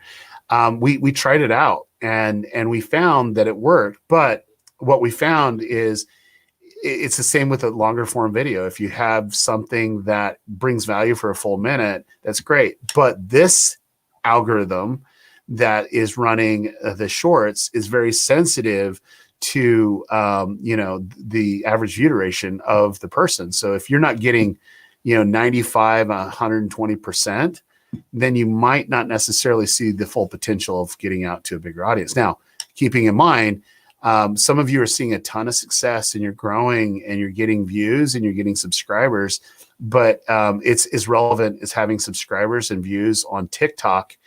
You're only going to have it when you release content. And when it does start to become more saturated and they are putting money behind this, YouTube is putting money behind this.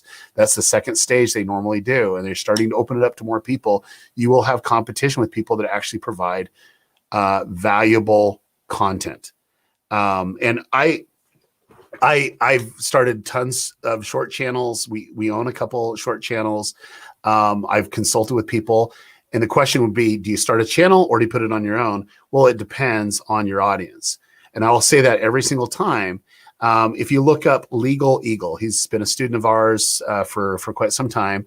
He is doing shorts and he's crushing it on shorts, but it's relevant to his content.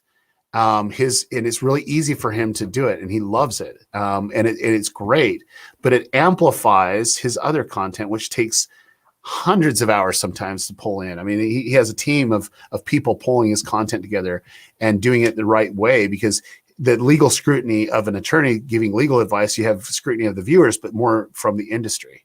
And he's trying to balance that because he has a very, very interesting background where he's really done a lot in copyright law and stuff like that. So it has a lot of relevance. So for him, it works on the main channel because it's that quick dip with Devin that they're able to get in and get the news that's going on. And then once a week, they get that massive video that they're looking for. And it is working right now. But keep in mind, it's viewing behaviors and it's pulling people into that ecosystem. But it's not just shorts. And keep in mind, you want to be sensitive to that. Like there's a lot of people that will grow quick, and you want to be a part of that. Trust me, you do.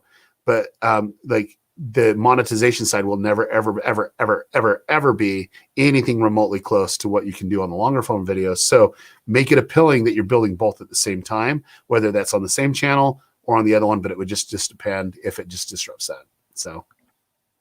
There we go. Fantastic information on YouTube Shorts. Thank you for that, Derral.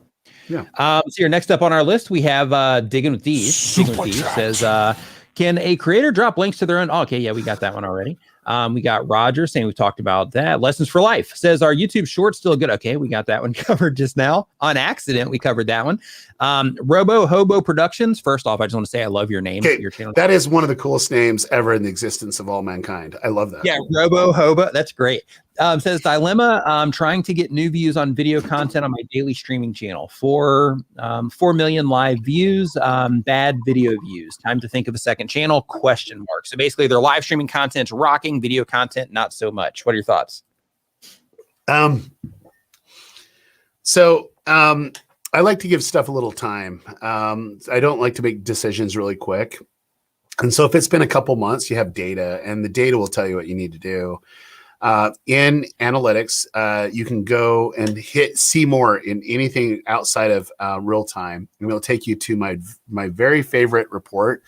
It's advanced mode. I spend more time in advanced mode than any other place in the world. And what you can do is if you click in the upper right-hand corner, you can hit the compare to, and then in that you can go and you'll see groups. So you can actually create a group and put all your videos that are one type and make that a group. And then you can do another one.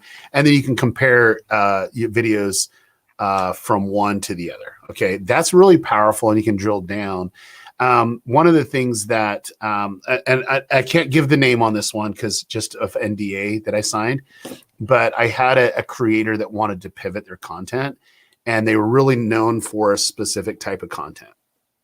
So they reached out to me and says, hey, we want to do it. And we set a plan together. And one of it was understanding who's watching what. And after 5 months actually, of being frustrated and not getting the same type of results, she just knew that if she released content like this, it would get what she's always predictably had. But what she wasn't taking into factor is views are very misleading. You think that view success, if you drill down deeper into the content, you can see all the other indicators of engagement. She pretty much had the shift in demographic that she was looking for. She basically had the content was resonating with them. She had like 10x, 20x more comments than they would on, per thousand views on the video itself. It was being shared a lot more. So it was hitting a vein that was working. Now, from all indicators, she would say, oh, I'm not getting the views. But when you're able to see it's the audience that she wanted, predictably what she wanted, it's getting the engagement that she has. The only thing that she doesn't have is a library of content that can be suggested out because she's only been doing this for a little bit of a period of time. Okay. That's when I showed her this optics of how I look at it. She would have stopped doing it and went back to the other one pretty immediately, but she was passionate about making this content. So we said, okay, now it's time to integrate the big guns. We're going to do your biggest ideas ever. And this is the time to do it. And biggest viewed videos ever, they had the right audience and it found the right people. And it's been going from there. And the cool thing about it is she has clarity now of who her audience is and the type of content that she will create for them, because she's always wanted to make this content and she just didn't know if it'd work or not. Now she has the confidence now that the audience is there, her message there, and it's expanding. And so now is the shift, because the value of it is people are watching to the end. It has higher retention rate. People are leaving discourses of comments, not just 1 sentence comments. We're talking 3 paragraph comments. There's value in that. And that's what you need to look at. So on that note, just because you were talking about audience, and that's one of the things that, that you talk about, I talk about, anybody who makes content like us, anybody that talks anything about YouTube, everybody always talking about the importance of understanding who it is that you're making content for. For the people that are watching right now, could you just give some insights into the advantages of taking the time to really think through who it is that you're trying to reach, or who it is that you're reaching with your content? Yeah. I think I think everybody needs to create as many videos as they can just to understand more data. If, just putting out, like Mr. Beast always says, put out 100 crappy videos and you'll finally get one. And I do agree with that. But in the same sense is I've been around the block a few times and I don't think you have to do that. And I believe that Eric proved that. Okay. Brand new YouTube channel. He literally did not have a YouTube channel, and he did it and he blew up because he understood the principles of content and storytelling. And your question about audience, I obsess with audience. Like we started a new channel at the beginning.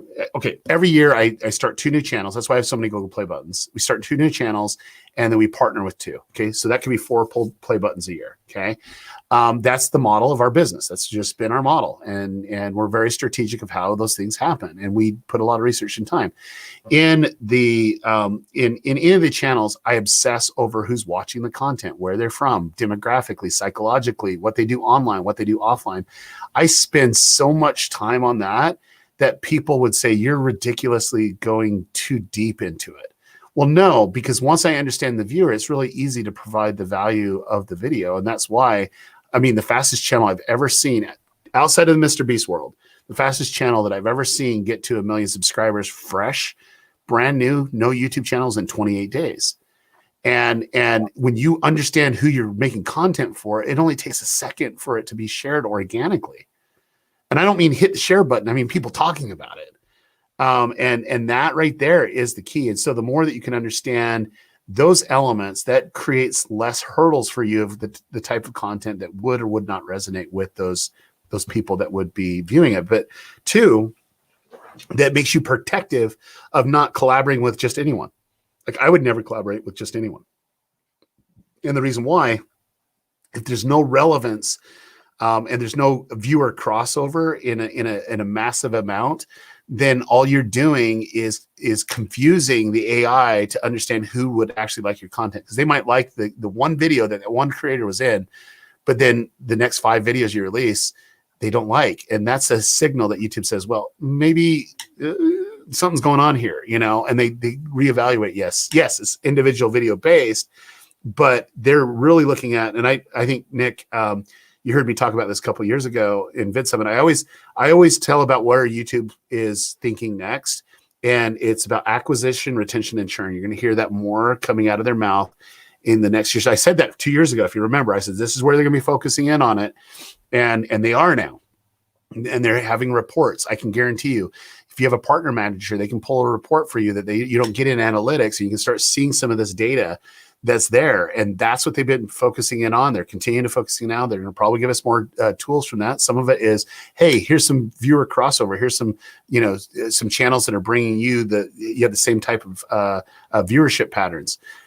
This is so important. And so like for me in Channel Jumpstart, it's literally a lot of work, but it's the most important work to do, because it's the preparatory step of making really great content, is understanding who you're making content for. And so I'll spend 6, 8, sometimes 9 months before we launch a channel. And some, if I deep dive into it, it'd only be, you know, a couple weeks. With my students, you know, it's a lifetime. They have a lot of data if they have new content. If they're brand new, they don't have a lot of data, so they have to go off of other people's data. But if they have videos to release, they can start getting that data now. And so the longer you have, more library you have, the more data you have. But I think the key to it is really understanding, because once it clicks for you of who you're speaking to, then it resonates. And I think, Nick, you can pretty much say that better than anyone else, because once it clicked for who you were making content for, that's when you saw some growth, because then it was, oh, I need to take it down on the entry level and really have those discussions, and your personality resonated with them. And then you understood the problems and the dilemmas, and you created systems, tools, processes, and things around that was able to inhibit that or facilitate that to grow. And you've grown. And you should be very proud. Like seriously, you've done something on YouTube that most people can't say that they've ever done before. And you've created the Nimmin. That's this underground movement. Okay, that's super awesome, you know. And it all facilitated because of your passion and love. But I'll be honest with you, Nick, it happened more because you finally got it. You finally got the opportunity of YouTube, and it clicked for you.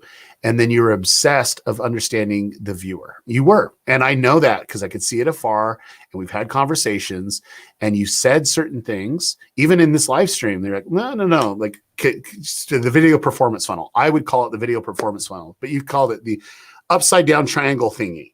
Okay. You know, like, come on, like seriously. Right. That you understand who you're talking to, and it's not that you're talking down to people, but you want to make it so that people can understand it, right? Half the stuff that comes out of my mouth, people are like, "What did he say?" Like, I don't get that, you know, whatever. We're just different in that way, but that's the difference of a good creator is you got to understand who your audience is and deliver that for you. And I think that's where you're able to see the massive growth as well. All right, there we go. And thank you, Derral, for the kind words. I appreciate it. So let's grab one more of these. Let's grab one more of these here, because we are approaching that midnight line, which I'm being really strict about right now until I get, you know, everything moved over to the new place. So I'm going to grab one more here from Marcus Sapala. says, my channel is about communication tips from a comedian. I'd love to get more corporate bookings as a workshop leader. What's a good strategy for this? So he's a comedian wanting more to get positioned as a workshop leader, to get bookings as a workshop leader. So I would be looking virtually right now because most corporations have transitioned the way that they're doing these types of engagements. And like even big companies are now saying, hey, you know what, we were forced into working from home, and this actually saves us millions and millions and millions of dollars a month. And so we're going to shift to that. And I don't think they're going to ever go back. So I don't think it's going to be the same ecosystem it was before the pandemic. I think that you just need to think of how to do it creatively. And it might be a live interaction between the live stream. So I would take that into consideration when you're doing it. And then for me, I've dealt a lot in this realm. This will be really weird to say, but I haven't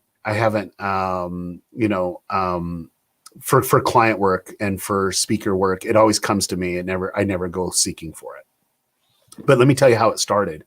When you do good work and you have a great case study and you are showcasing it to the world, people will start inquiring and talk to the right people.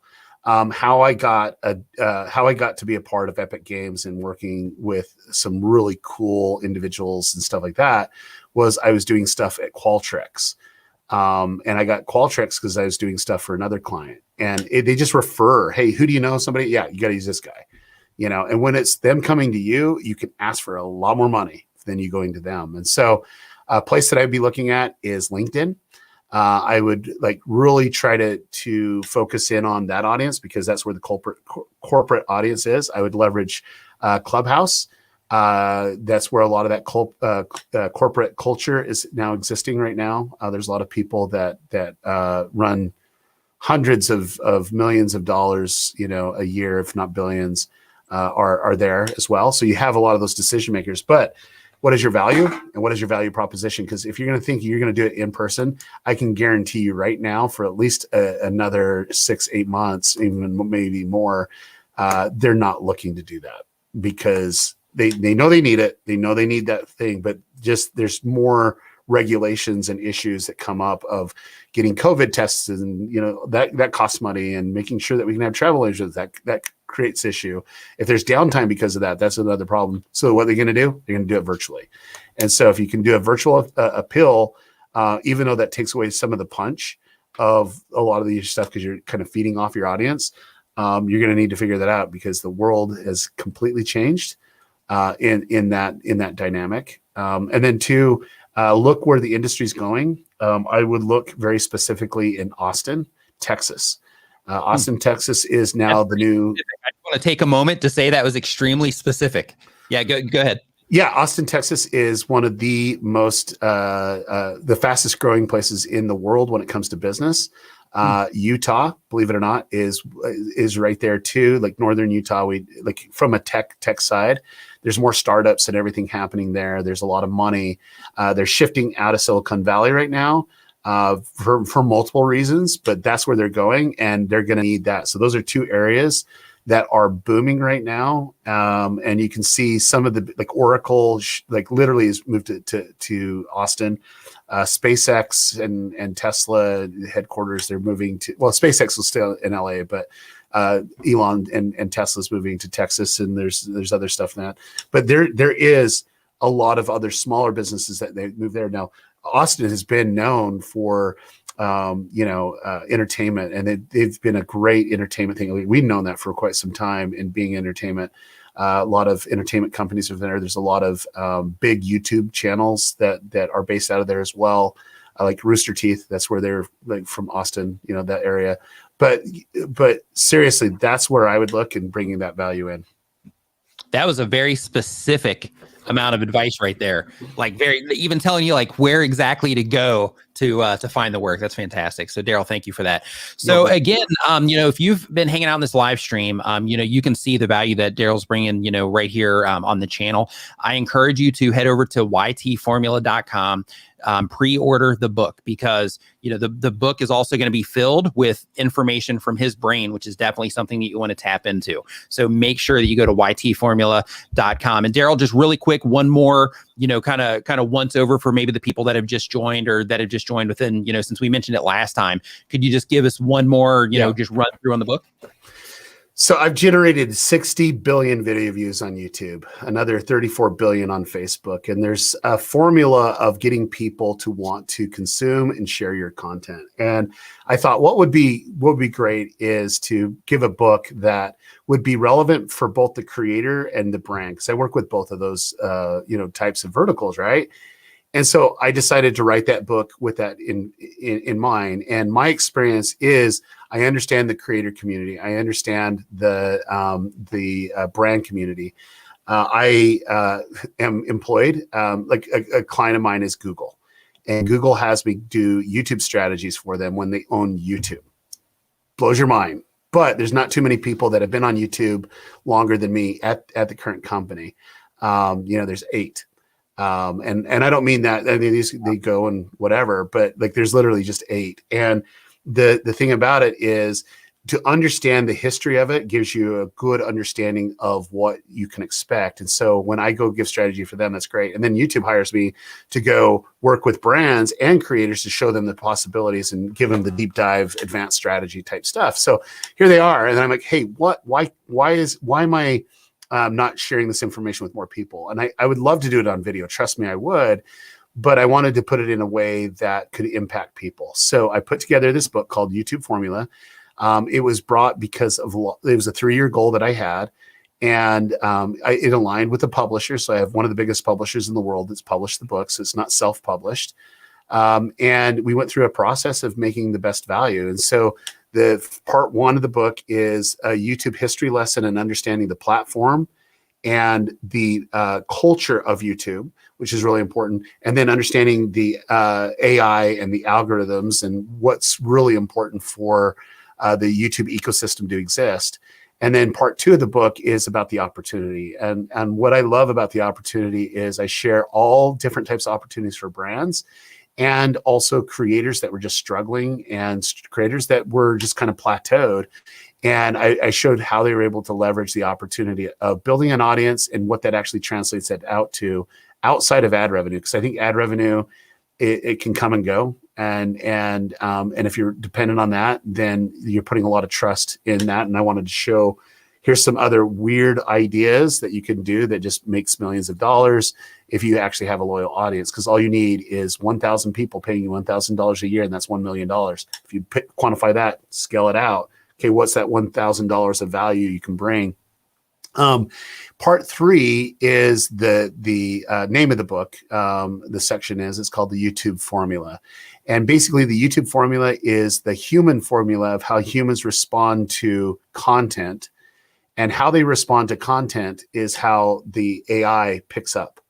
And I tell you where to focus, where to really focus, and what to forget about, because it has no relevance whatsoever. And I love the analytics, and there's so many different bells and whistles and things that we can do. But until you understand where to put your focus in, sometimes it's just the best indicator is, how's my video performing? It's 1 of 10. That's probably the bulk of what we need to look at, right? But if you really want to drill down into it, this is going to give you the most information that's out there. That will not be out of date. And I say that very, very, very directly, because that was the intention of the book, is to teach you the principles of humans and AI, because that's the culture that we live in now, guys. Like AI and humans, we're like this. It's not going anywhere until they take over the world, in 2056 or whatever. That's what I was going to say, until they extinguish us. Yeah, but that's where we're headed. Everything's AI driven. You look at TikTok, and you are editing on an AI. That's it. AI will predict where's the best part to actually cut. That would actually give the best relevance. You got to understand that the AI ecosystem is a lot bigger, and so that's why part 3 is important. Is the process of plan, execute, analyze, and adjust. And it's understanding what you need to look at, what you need to plan for, what you need to analyze, and what you need to adjust.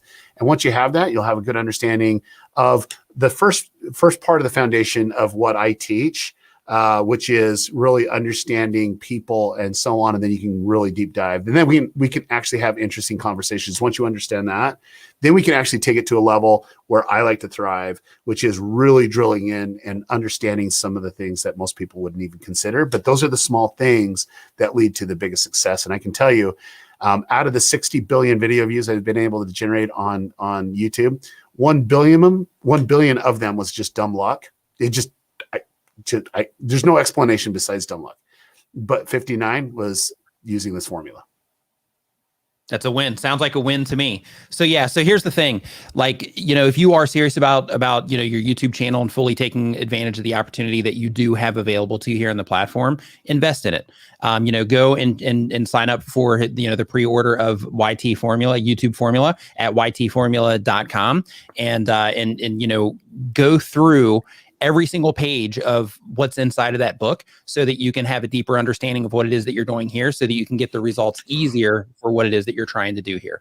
So Derral, thank you, man, so much for all the value. I know that we're out of time, but I want to just say this one thing. Yeah, absolutely. It doesn't matter what you read or what you hear, you have to take action. You do. And there's a lot of people that they're information gatherers. And if you're an information gatherer, and not an action taker, you're never going to succeed. I'm just sorry. You're just not. And you're going to wish you do. And you're going to see somebody else's content. And you're like, why are they getting it? My videos are so much better. And you're going to have this shame blame game going on. And at the end of the day, that's why I teach my students. They're always blown away in week one is we don't talk about YouTube.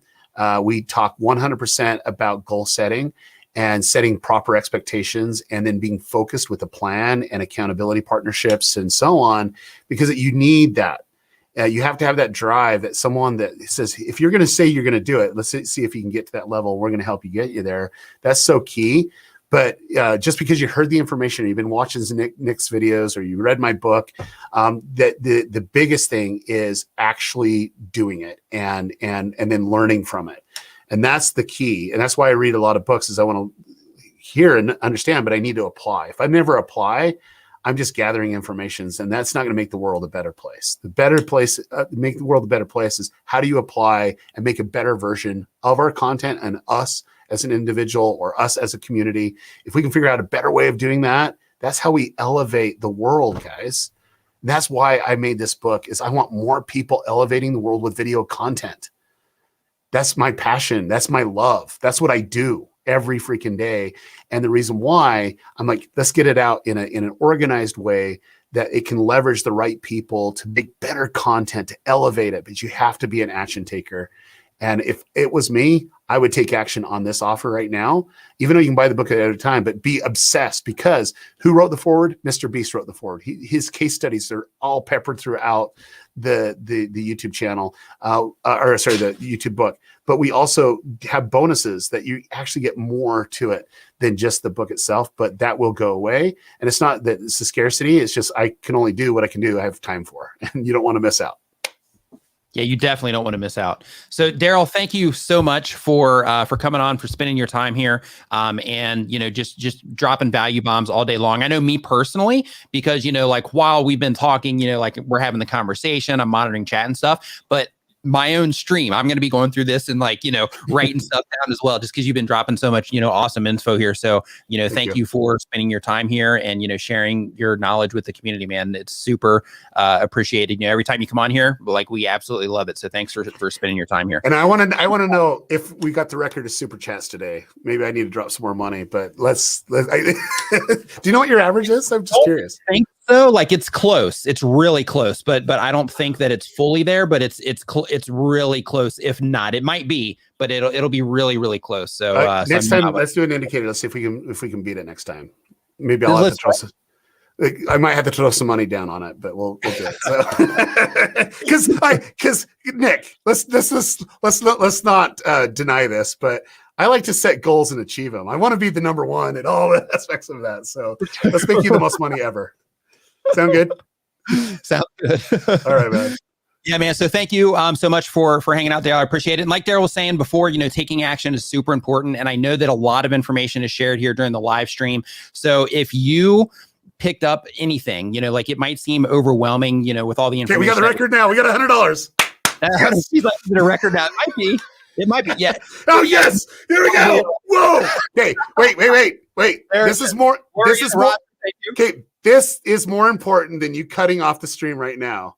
Kevin, that's $300. Okay. I know where you're at in your life, and you're trying to have. We need to give him at least another 10 minutes. That's $300. I think if we could get another super chat, now, could you give another 10 minutes? Come on. Yeah, absolutely. You guys want it? Do you guys want it? If you want it, I don't even care if it's $2, $5. Let's get this. There it is. Yep, Renee came into the house right there. Okay. Yep. See, this is really important, right? We beat a record. I don't know if we did or not, but we did beat a record because we just brought in some new money, right? And we're going to bring more value. Who wants more value? Yeah. Okay. You might want to edit this first thing out because you just had a really good live stream right at 3 minutes or 3 hours, but okay, let's go for it. Okay. So let's go, Derral. So in terms of value for things that we can share here, so we've got generally roughly like the average viewer here is somewhere between like the 1 and 10 mark.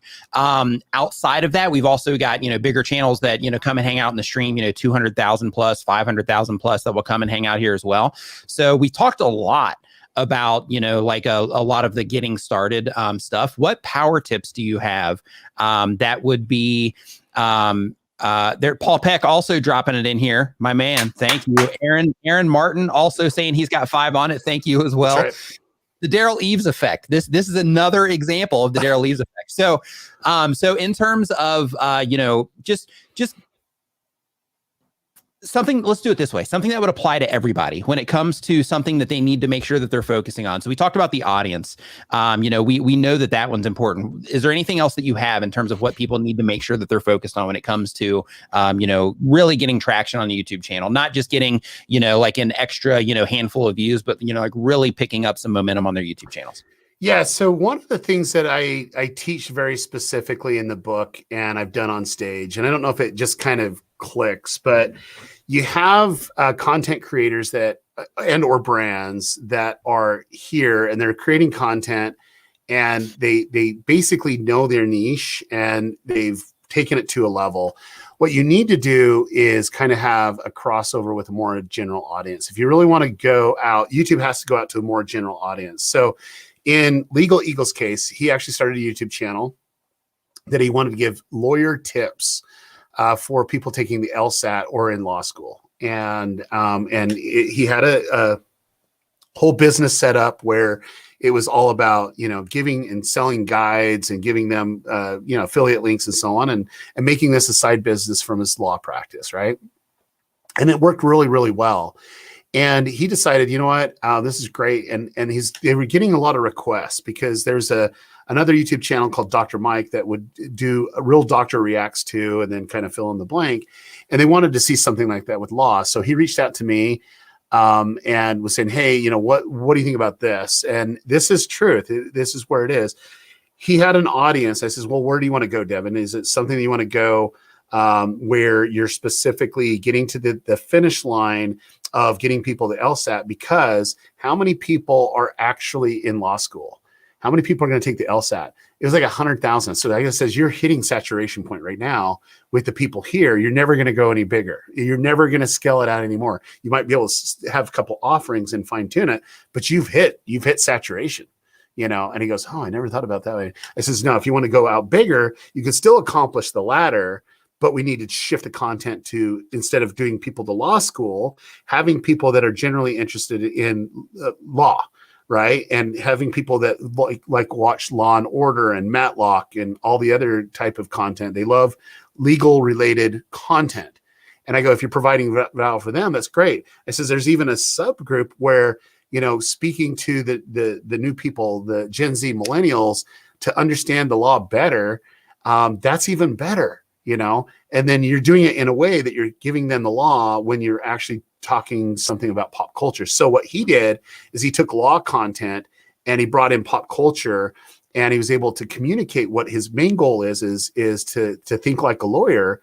And, that was all defined, and he was able to do it. And he went from, a couple, I think it was like 100,000 subscribers. And I don't even know where he's at today. Like I think 1.5 million, 1.6 million, but his loyalty base is vastly increased. Okay. And the reason why was he was able to do and accomplish what he wanted. And he also started another channel doing the same thing that he's doing before, but it was amplified now because he had a more general audience of people that was interested in it. He was able to do brand deals. He was able to do, great offers. He has a program on, content ID and copyright, which is awesome. He has all this stuff that's built around this ecosystem, but it just goes out to a wider audience. It's a lot bigger. And so that's where the growth comes from. And so getting that on a local level and on any channel, you have to break down is like, okay, am I too niche down or am I too broad? Because you got to find that sweet spot. Okay. Because if you go too broad, you're just going to be hit and miss, and it never resonates with someone that they want to come back and back and back. You might have one video that takes off, but not a series of videos. Right.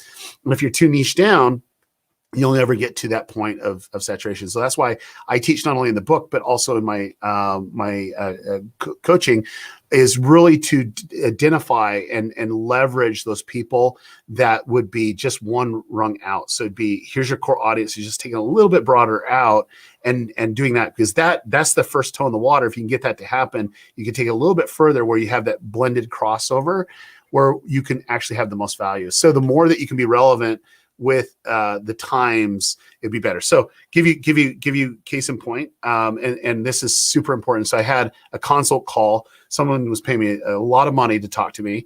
You guys are getting it for free. And if you super chat, your answers will be questioned here, and we'll break all records on this channel. But her question was the same question. It says, I can't break out of this. I only get what we have here. And I says, well, tell me about your process. She told me about her process. I says, well, let me give you a missed opportunity. And she did knitting. And I says, there was, when you weave in stuff that resonates with people, but you take it more broadly to, more of a mass culture effect, then you can actually have, blended results where you can go out to more people and go from there, and you can still gather the people that you want. And I says, if you would have done this because you're a Star Wars fan, if you would have made a knitted Baby Yoda when it was hitting, I can guarantee you'd get, between 2 to 10 million views on that video. Like, I just know it. And she said, my daughter said the exact same thing way back. It was like a year and a half ago. And I go, that's the reason why you need to stop doing what you're doing. Go ask your daughter, give her 10 things that she wants in that content. And you do that, because that's the audience. I go, because right now your audience appeals to really old ladies. You do a really good job at that. But you have this younger generation that comes in, like your daughter, and they're interested in that. That's the one that you want to hit. And you want to do that. And I says, will you promise me that you will take her advice on all these things? And I brought up some more stuff. She goes, my daughter said the exact same thing. I go, you need to start listening to your daughter, Right. But that right there is what we all need to do on every level. Seriously, Nick, it's like you, just because you're putting out content doesn't deem it worthy to be watched. But what you need to do is really understand who's watching it. If you don't do that, if you don't go through every scenario, then you're missing an opportunity to bring more value. And I can tell you, that's why I obsess of going through, the viewer personas and really validating assumptions based off of what I see and what I believe. And that translates into that success. So. Another example of that too is Roger here in the audience, cause he was strictly doing, like how-to plumbing related stuff. And then he started doing more general audience stuff. I'm assuming based on, what he learned in Channel Jumpstart, but he started doing more general audience related stuff. And, that was still related to plumbing. And, and then he's just taken off like a rocket by following what you just said, essentially. Well, wait, let's just put it. Roger's an amazing person. If you ever met him in person, you won't forget him. Yeah. I remember going out to a barbecue and he was there and we were talking. Was that was in Texas? Yeah. I think it was outside. I think it was Video Marketing World that we did that. But I remember the conversation and I remember he was all gung ho about plumbing and that was awesome. But his personality is the reason why that channel's growing, not plumbing. Let's just be honest. You know, he just found something that he's passionate about, and he's good. And then too, he's a seeker. He's just on camera, like he's just super engaging on camera. Yeah. But he's a seeker too. So he's an information gatherer. He just didn't get it from me. He got a lot from you, got a lot from everybody else, but he is an action taker, you know, and he surrounded himself by people that can help him pull it off too. So, yeah. And, you know, and that's one of the things, you know, that we were talking about before in terms of, you know, like if you are, you know, listening to all of this stuff, because there's just been so much information, you know, shared, like, you know, the thing that I always talk about in these live streams, Derral, is like, take notes. If something resonates and you think, hey, you know, should I, you know, is this something that applies to me? Take notes on it. And then basically after the live stream, spend the next, you know, few days or the next week working on like a thing or two so that you can get that thing ironed out and then move on to, you know, to the next thing. And that's how you take simple action, you know, because when it comes to YouTube and you hear all this information, especially when you hear somebody like Derral talk and he's using all the, you know, industry lingo and stuff like that, it can seem like there's this humongous mountain and it can be overwhelming. But when you just think like, all I got to do is just take one more step. And I got to take some information and apply it and then take another step and then get some information, apply it and take another step. Then that's the thing that leads you walking up, you know, the mountain, so to speak. So definitely make sure that you're, you know, taking action, you know, on the stuff that you learn here and any other YouTube related content that you that you happen to pick up. Yeah. And I found too, it's the journey, right? Like everyone's part of the journey. I know my sweet spot is someone that is ready to take it to the next level, you know? So they have to be at some level here first. Doesn't matter if they're well, I'm sure the understanding, like you have to have a certain level of understanding, right? Just to be able to like get what, you know, the tactics that you know, and the strategies that you, you know, but that's the whole reason why I did the book. Cause I'm like sick of like trying to bring people up to the bar of where I feel like they need to be so we can have those conversations, you know? And so that's why I do this group coaching is they have to go through that before they get the most value that you can possibly get. You need to understand the system. And that, I think that's where I thrive. Like, I'm going to confess something, and we actually triggered it here, but I'm going to confess something, Nick, and I haven't really done this publicly, so we can just now confess it publicly. It's been privately said in conversations, but where I'm the best at YouTube isn't algorithms, and it's not the other. I'm going to confess that right off the bat. Okay, I understand it, and I understand it really well. Where I am the best fit is I know how to make money on YouTube. And I just proved it here. I did. And it like, look at how much money it came in off of that is we created, you brought so much value and created it something. And I don't know if we did records or not, but I wanted to test it out to see how it would be engaged, but I didn't want to stop talking either. I'm having fun. And I think you're a wimp trying to close it out right now. I mean, come on. No. Going. I'll keep going. Yeah, that's what. But what I'm saying is that the money side is where I'm the most interested too, because it's the most complicated, but it can bring the best results. And one of the examples that I use is helping my student on November 23rd integrate a product. There's a product that was really well fit. He became his own brand deal. This product has its own trademark. We went through all the legal steps. It took quite a bit of time to get it ready to go. We launched it. It did $879,000 since November 23rd. And this will be a $10 million business, okay, a year business eventually when it's full out. And you can sell it off because it's not integrated with him. It's just an outside product that he's pushing and endorsing, but he owns a big amount of percentage of that, right?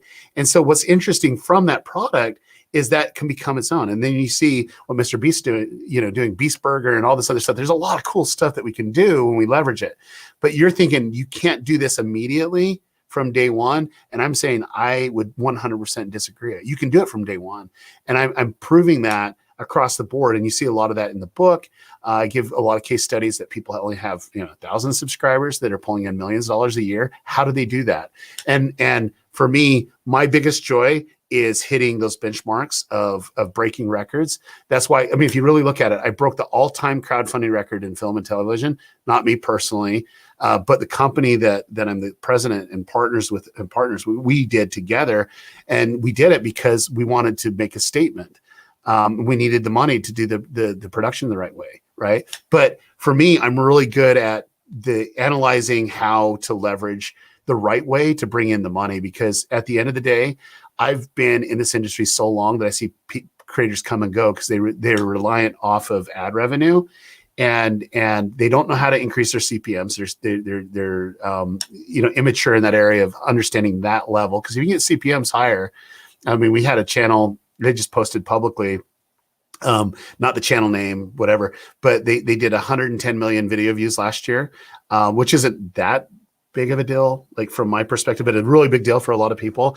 It did $875,000 in ad revenue. The CPMs are off the charts, but once you understand what's actually happening there, then you understand how to go from there. So for me, my biggest skill set, the biggest thing I want to do, once people understand the system, understand what we're able to do, is how to make money.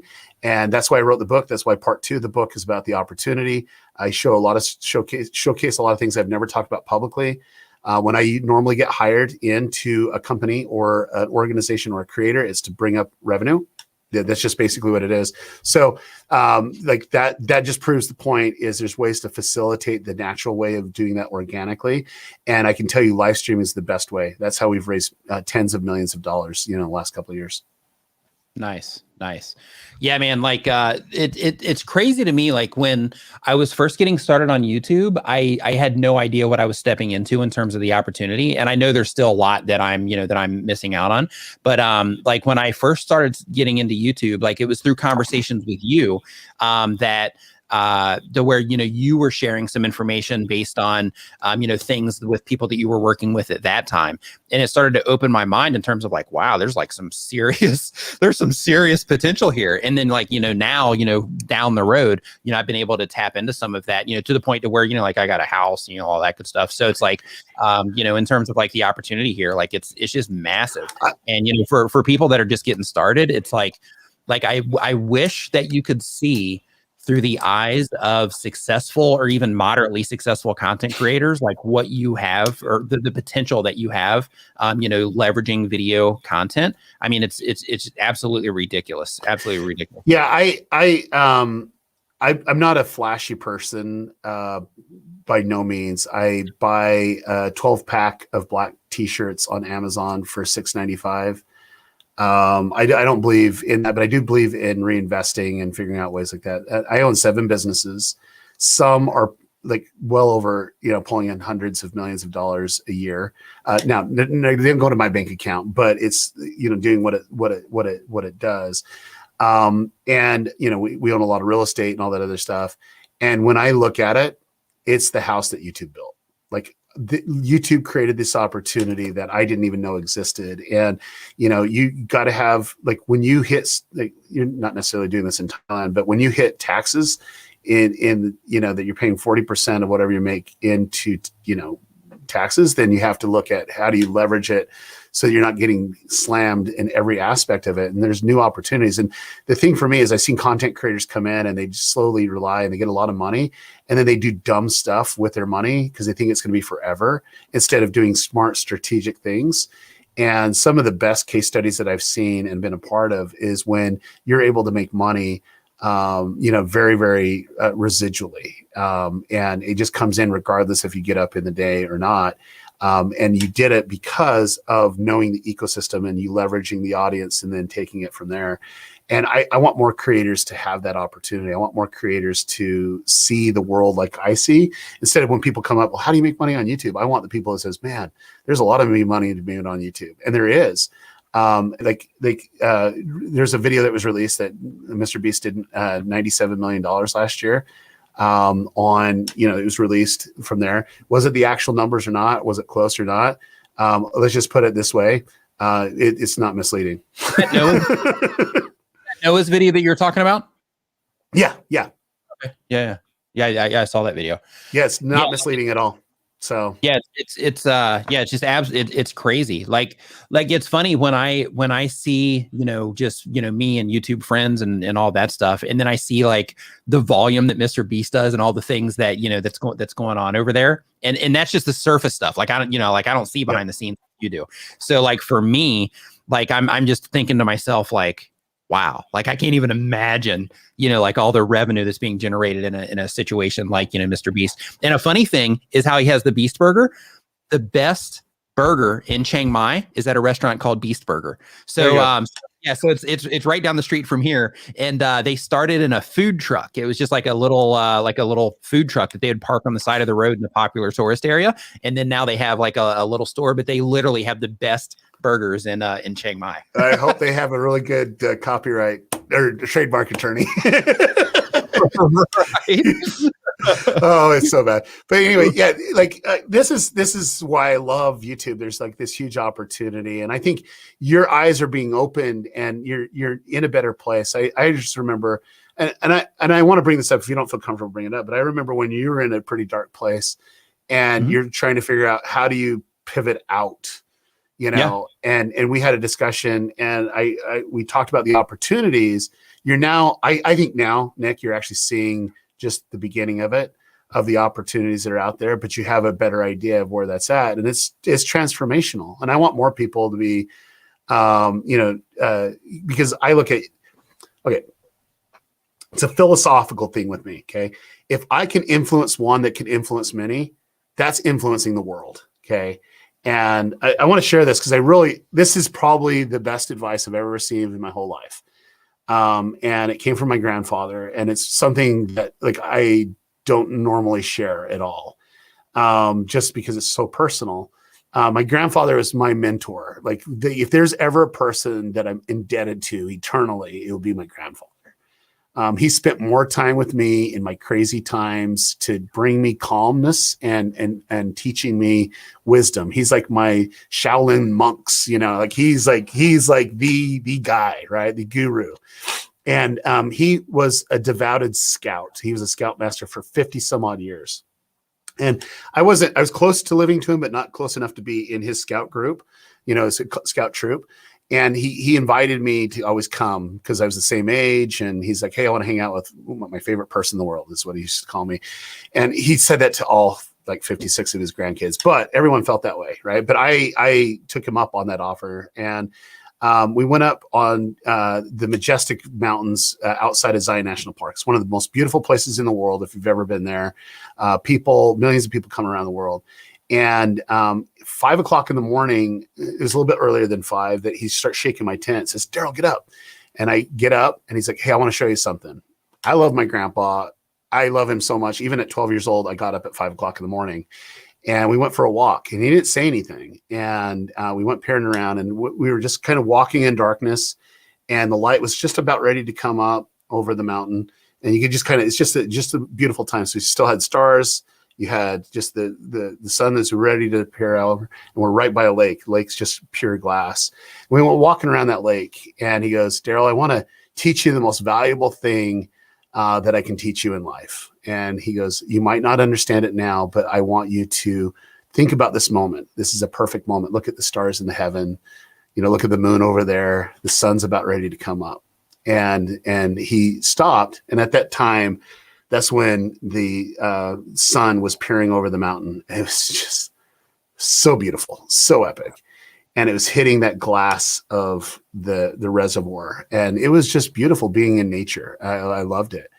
And he bends down and he picks up this rock. And he goes, Derral, you're just like this rock. I'm like, what? That was really weird, right? And here I'm at 12 years old. He's calling me like rock. He goes, you're hard-headed. You're just rough around the edges. There's a lot of potential here. And he goes, you see out there? And he pointed out to that reservoir, and the sun was hitting it even more, and it was just beautiful. He goes, that's the world. And it was just a glass. And he goes, throws a rock, hits the world, which is the reservoir, and it starts to ripple out.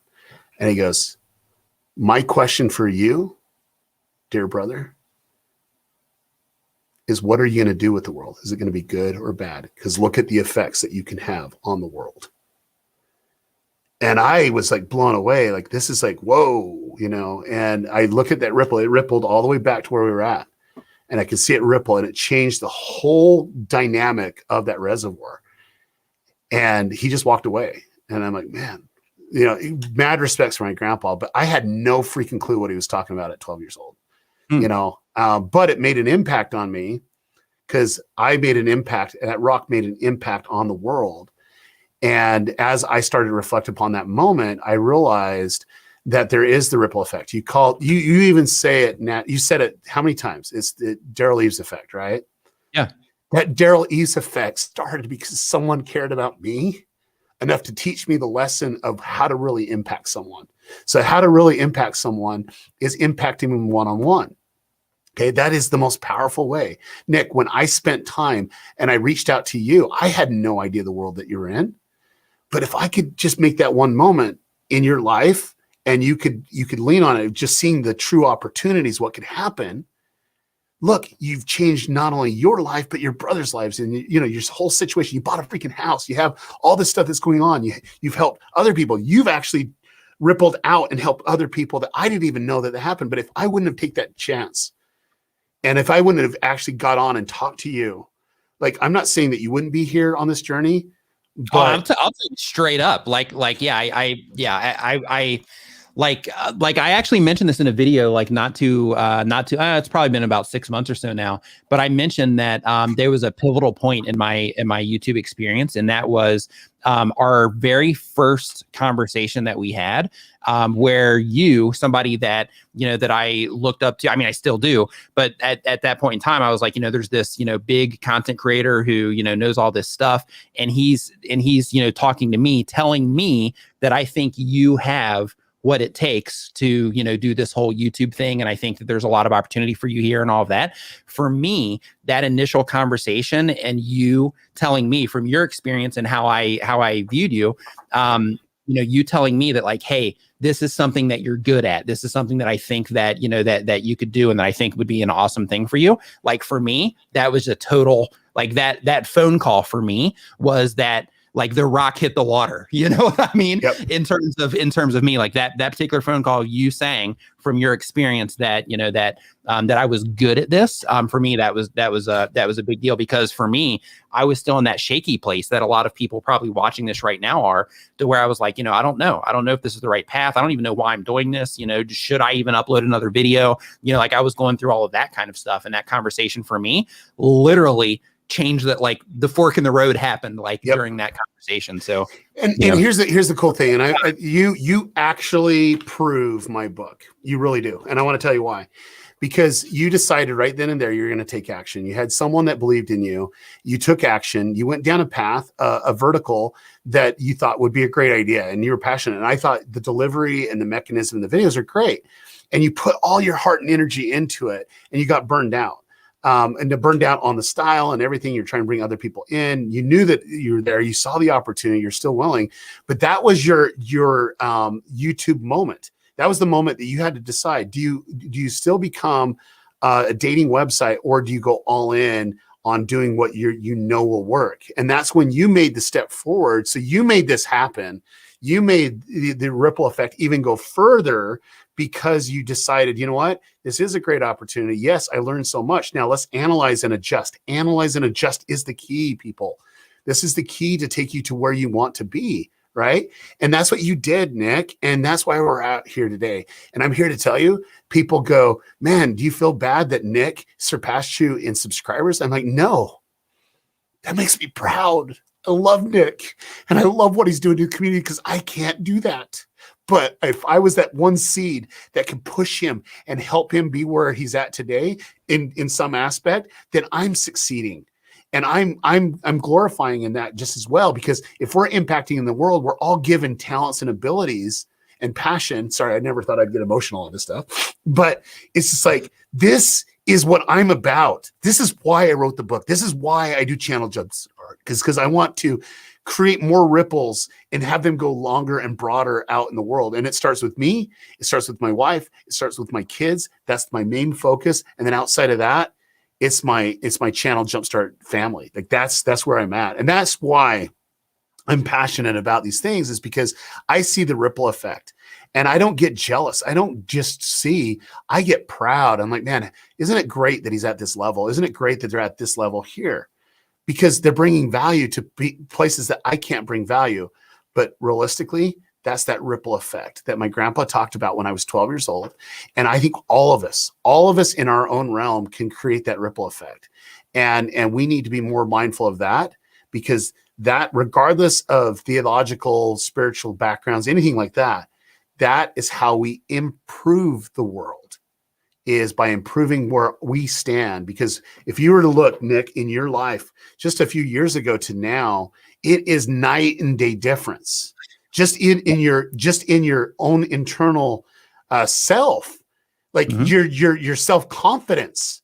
It's not even in the same stratosphere, boy. And that's the difference between what we can do. And that's what we need to do, is we need to elevate more people. And that's why I'm passionate about enabling the right people that will bring value into the world instead of just ripping it apart. Man. Ooh. Who thought we were getting into this? Right? Yeah. Yeah. Wow. Yeah, this is good. So I think it's time. Okay. Yeah. So Derral, again, thank you so much for your impact, first. And thank you for sharing your time here today. And thank you for all that you've done for me, and for just all that you do for the community in general. Everybody that's watching this, please go check out ytformula.com so that you can sign up for that book like as it comes out, so you can be one of the first people to get it. You are definitely going to learn a ton from that book, I promise you. But again, Derral, thank you so much for spending your time here. Everybody that has been hanging out here for the live stream, thank you. Mods, thank you for holding it down for us here and keeping everything clean. And we will see you Saturday, same time, same place, 9 a.m. Eastern. And have an awesome rest of your week.